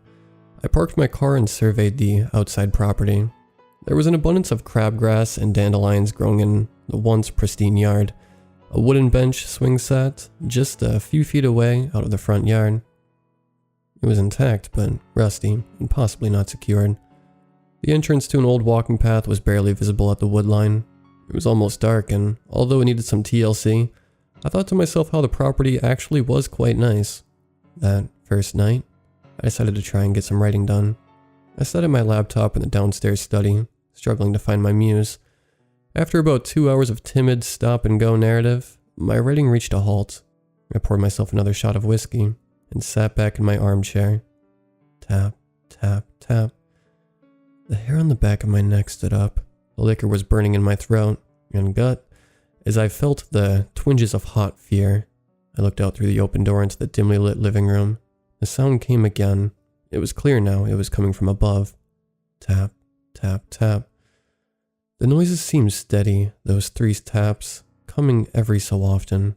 There was also a strange whooshing sound and a few bumps. I quickly settled myself down. The noises might have scared me a bit at first, but I soon chalked it up to bad memories. It was an old house. These noises happen, I told myself. Not to mention I had turned the heat and the water on when I arrived, so I was sure it was just that. I tried to continue writing, but I could feel my brain stalling and my eyes drooping. As I was just on the verge of sleep, something jerked me awake and left my body petrified for longer than I'd cared to admit. Just out of the corner of my eye, barely distinguishable in the dim light, the kitchen shone into the living room. I could have sworn I saw something. Someone, perhaps, move. It was so dark and the room so large, I couldn't be certain for sure, but the thing was... whatever I think I saw. It was extremely pale. The light almost reflected off the blur as it moved from my peripheral vision. I got up as soon as my body would let me, my legs locking in protest. I walked through the door and flipped the lights. There was nothing in the living room or the kitchen. I spent the next half an hour painstakingly searching each room in the house. There was nothing. I felt stupid. Here I was, a grown man, scared of his granny's old house, like he was a little lad, seeing ghosts out of the corner of his eye. Was I going to cry as well? After another shot or 2 of whiskey and a little TV, I made my way to bed. Standing in the master bedroom on the 3rd floor, I heard the wind whip through the old creaky windows. The shutter somewhere on the 2nd floor banged against the house, and the old swing creaked on its rusty chains. Fuck this place, I thought out loud. The next few months passed by slowly. I spent as much time as I could writing, and the rest fixing up the old house. The yard was looking almost perfect again. The damn swing was gone. I had a few bird feeders and a bird bath that attracted an assortment of beautiful species. I even had Grandma's old garden blooming again. During one of these hot summer days, as I was washing my car, I was astonished to hear a car slowly trolling down the driveway. I turned off the hose and wiped my brow, using the same hand to shield the sun. Through squinted eyes, I could see the sheriff's patrol car making its way up towards me. "Sorry to bother you, Mr. Elston," he said, extending an old, fragile hand. "No bother. To what do I owe the pleasure, Sheriff?" I came to find out, by way of the closest local bar, that Sheriff Dewey Redman was an old friend and fishing partner of my grandfather's. I didn't remember my grandfather much, but I always remembered what I did fondly. We had met and made the connection while drinking one night, and I often saw him there on his off hours. He would always explain how my grandpa had been an excellent fisherman, but even better company. Sheriff Redman had never been to the house, though. I truly wondered what he could want. "There's a woman went missing." Redman said this as he wiped sweat from his brow. "3rd one this last year. Name's Judy Anderson. She's 31, blonde, about 5'8". I don't know how much she weighs, but here's this." The sheriff handed me a picture of an attractive woman in a yellow sundress. "We found her bike about half a mile up the road from here, just now. I wanted to make sure you hadn't seen anything or heard anything, and to let you know that's what all the fuss is about. Gonna be some helicopters and quite a bit of commotion." "Ah, Jesus. Okay, Sheriff. Well, thanks for letting me know. I haven't seen anything, though. I wish I could help. This was the honest truth, of course. I didn't recognize the woman in the photo. Well, we're organizing a search party right now. You can join that if you'd like to help. I spent the rest of the day with the search party searching the woods and the surrounding area. It was extremely thick woods, and every 100 yards or so, you seemed to reach a sheer cliff. The trees and brush were so thick in most places, it had to be cut or pulled away with thick gloves. The heat was suffocating as well. I didn't think anyone without proper gear would really be able to get very far. We searched the creek and the surrounding small caves. There was no sign of the woman, but the police did find evidence of a small abandoned campsite and took what remained to be tested. Being summer, the search lasted right until 9 p.m. when the blackness was slowly too great to overcome. I headed home for the night, and the helicopters and police continued the search. Bright lights shining in and out of the windows as I drifted to sleep. One thing I noticed right away about living here, where I thought I'd be afraid trying to sleep, the way I had been so plagued as a boy, almost every night here, I seemed to drift into an easy, deep sleep. Things for me started to get a little strange around town the following week. I'd been getting funny looks from people at the market. People stared and whispered at the local bar. I'd even gotten a cold stare from Joe, the local mechanic, who I had previously only had good interactions with. I wondered what the hell could have happened and why. I found out on Friday night at the YMCA where I played pickup basketball every week. As I walked into the gym, the yellow-white glow hurting my eyes, I could see a few of my friends and some other regulars on the court playing. I shouted a greeting and was totally ignored. This was getting old fast. I wished I had a real friend to call and to ask if they'd heard anything, but other than the people who were ignoring me now, I had no real friends. Run it back. The game had finished, but they played a new one. 3 other people on the bench next to me swapped in, but I wasn't even given a chance or a heads up. Guys, what the hell? I asked, confused. Get out of here, freak. I didn't know the man's name who said this. Caught me off guard. I stood there most likely looking awfully stupid as I wondered what was happening. Davis, leave him. The sweaty stranger barked. Jim Davis was one of, if not the closest thing I had to a true friend in this town. He was the one that got me started playing these pickup games and introduced me to some of these guys. Jim was jogging over towards me, with a look on his face, like he had to say something he didn't know how to say. Jim, I'm so goddamn confused. What did I do? What's happening? Look, man, I'm sorry, but you gotta get out of here. These guys aren't gonna want to play with you. Yeah? Why? It's that girl, Judy Anderson. You moved into that super old, creepy place up in the woods, and she goes missing right off the road, not even a mile from your place. She's the 3rd girl in like, I don't know, 2 years? A year and a half? What the hell? You think I did something? I didn't even live here until after those 2 first girls, and I've never even seen this Anderson girl until the sheriff showed me the picture. I mean, Jesus, who's spreading this shit around town? My 90-year-old grandmother was living in the house when those other girls went missing. I mean, come on. I was nearly shouting by now. This was just so unbelievable. Look, some of these guys knew Judy. He cocked his head towards the group of men, no longer playing basketball, standing under one of the hoops. They were all sending death glares in his direction. They're pissed off, and they're looking for someone to blame. I'm sorry, it's you. Do you really think I would do something like this? Sadly, you know me better than anyone in this place.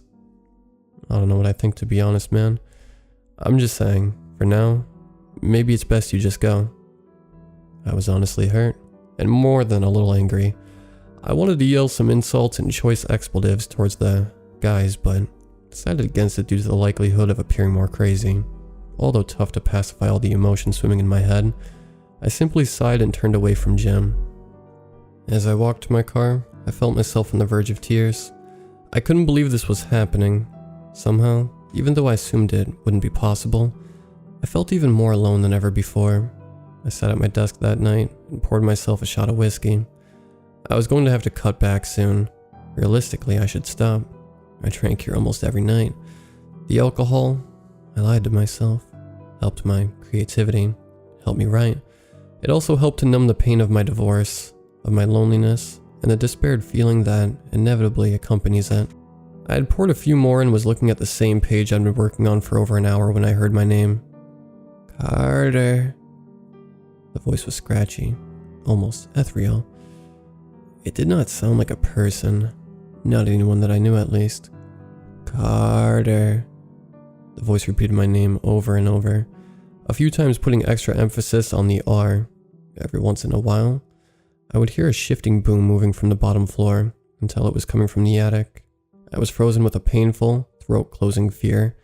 Eventually, I stood and grabbed the handle to my desk drawer. I pulled out my Smith & Wesson 367 Magnum revolver and made sure it was loaded. As quietly as I could, I walked up the stairs and made my way towards the attic. The voice stopped when I had started up the first flight of stairs, but I could still hear bumping noises. Bang. This noise was extremely loud, and it caught me off guard. My throat lumped even harder, and I pointed the gun directly in front of me. "Who's there? Hello?" I said, my voice clearly shaking. Then there was no noise. I kept walking until I reached the attic door. There was no trapdoor or pull-out ladder, just a door at the end of a long hallway that housed a small flight of stairs leading to the old dusty attic. I flipped the light switch and made my way up the stairs.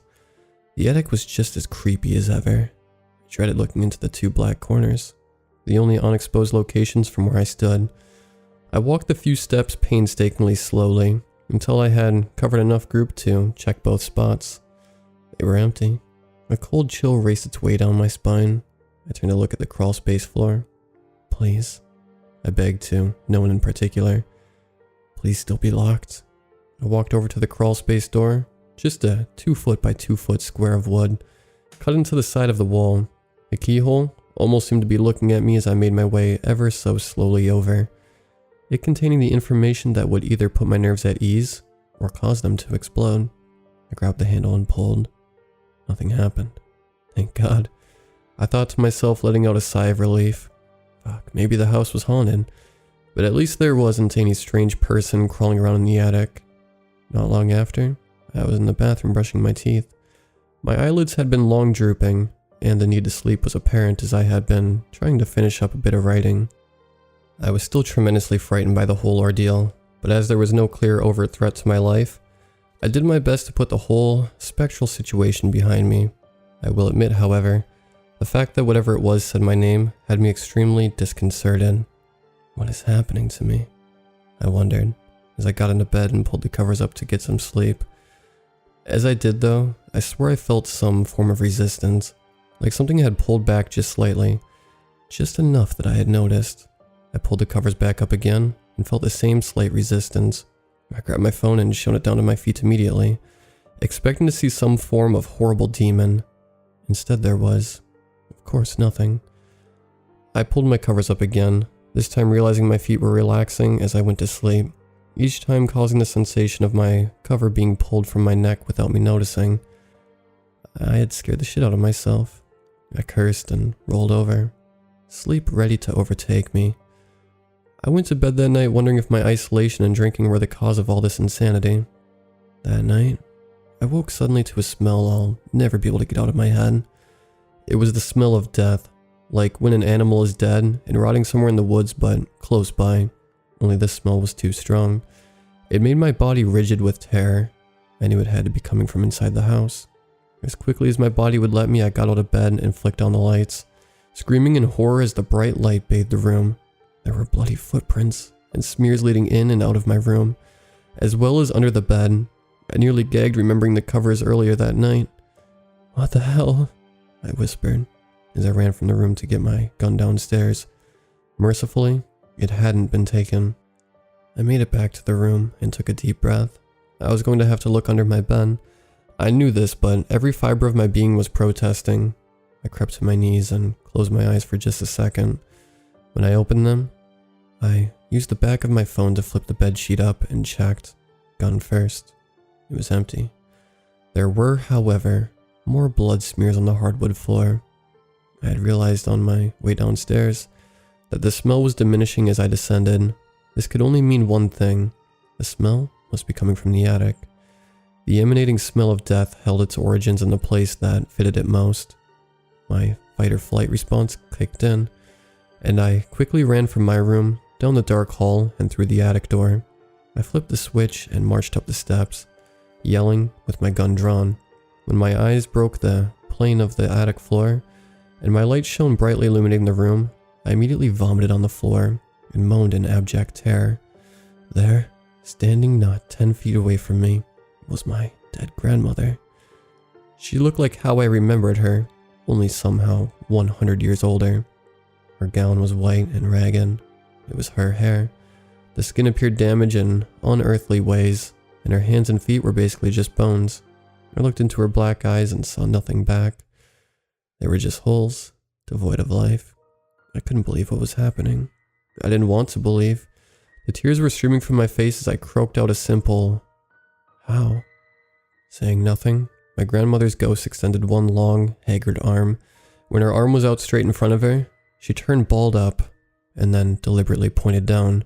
No sooner had she done this, I heard a massive crash coming from down the basement. "Go," the spirit whispered, and then just like that, she was gone. I was weeping openly now, but my adrenaline and fight or flight was still in full effect. I had to find the source of the noise in the basement.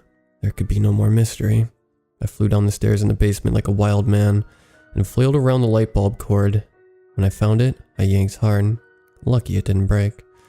There on the ground were 2 spilled cans of paint and a ladder. They sat next to the open crawl space door. The paint smeared and revealed footprints.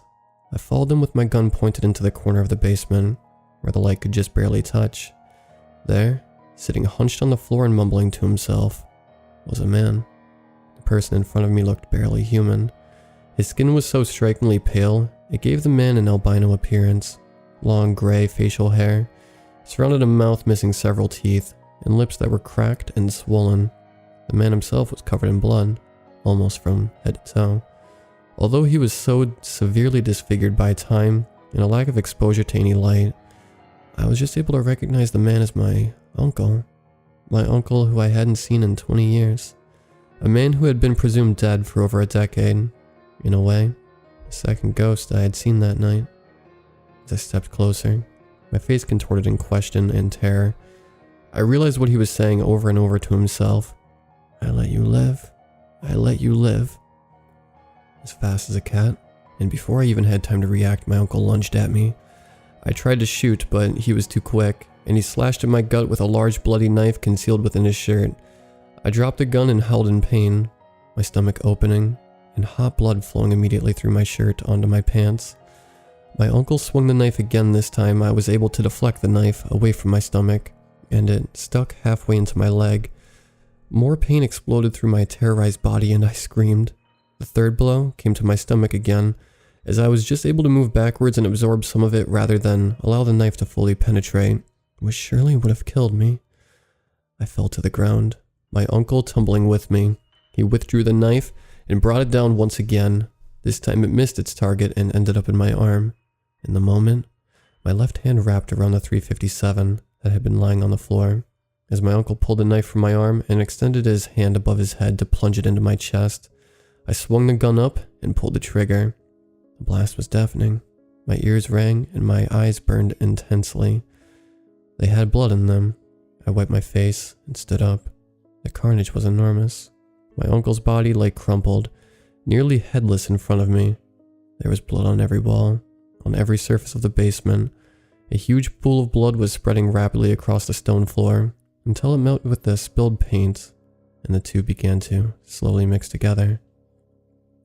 I realized how much blood I was losing, and although my mind protested, I collapsed to the floor right next to my uncle's body. Just before losing consciousness, I was able to phone the sheriff's office. 22 Milburn Avenue, dead uncle, was what I was able to croak out before I fell into blackness. I spent the next 2 months recovering in the hospital. As soon as I was awake and coherent, I was bombarded by what looked like hundreds of cops. I spoke mainly with 2 detectives, one with homicide and another with missing persons. With my permission, they totally tore apart the house. They found the freshly deceased corpse of Judy Anderson, as well as the almost fully decomposed bodies of the other 2 women missing from the area. After conducting a ground survey, they found 2 more bodies buried deep under the garden plot. Both women were identified and described as transients from out of state. The police presumed these women were killed before my uncle disappeared. Inside the crawl spaces, they found my uncle had developed a system using saws to cut through the wood that allowed him access to climb successfully from the basement up through the house to the attic. There were thousands of old food wrappers, bottles of piss, and plenty of other disturbing stuff up there. There were discarded needles everywhere. The police told me he used to keep Judy and the other women drugged. My uncle had been living in the crawl space for over 20 years, using them and the old cord from the dumbwaiter to shimmy throughout the walls of the house. Whether or not my grandmother knew this, and for whatever reason allowed it, or whether she was as oblivious as anyone else, I will never know. I came to find out, after offering Sheriff Redmond a shot unfortunately, that my whiskey was also being drugged. The effects of the drug powerful enough to cause the old man to stumble and drop his glass. It was really just dumb luck my uncle's sick, twisted, hidden life was discovered. I had been painting earlier that day, and left the ladder and paint cans in front of the basement crawl space. When the police found the body of Judy Anderson, they also found the keyhole to the attic crawl space. Had an old rusty key broken off in the hole, stuck up there, and with the corpse rotting, my uncle had come through the dumbwaiter into my room and hid under my bed, presumably with the intention of killing me. I have no idea why he decided to spare me, but he did. When I woke up and went to retrieve my gun, he hid, and ran to the basement as I ran to the attic. While trying to gain access to the crawl space in the dark, my uncle had knocked over the ladder and the paint cans. I doubt I will ever fully recover. Fully. I mean, how could you? I often told myself the ghost of my grandmother was just a trick my mind played on me. That I was just overly tired and seeing things from the drugs. But I knew the truth. I knew I had seen my grandmother that night. Although I moved from that house, and even across the country to the west coast, I still had many nights that I laid awake, terrified, half expecting to roll over and see my grandmother's lifeless black eyes staring back at me from an inch away.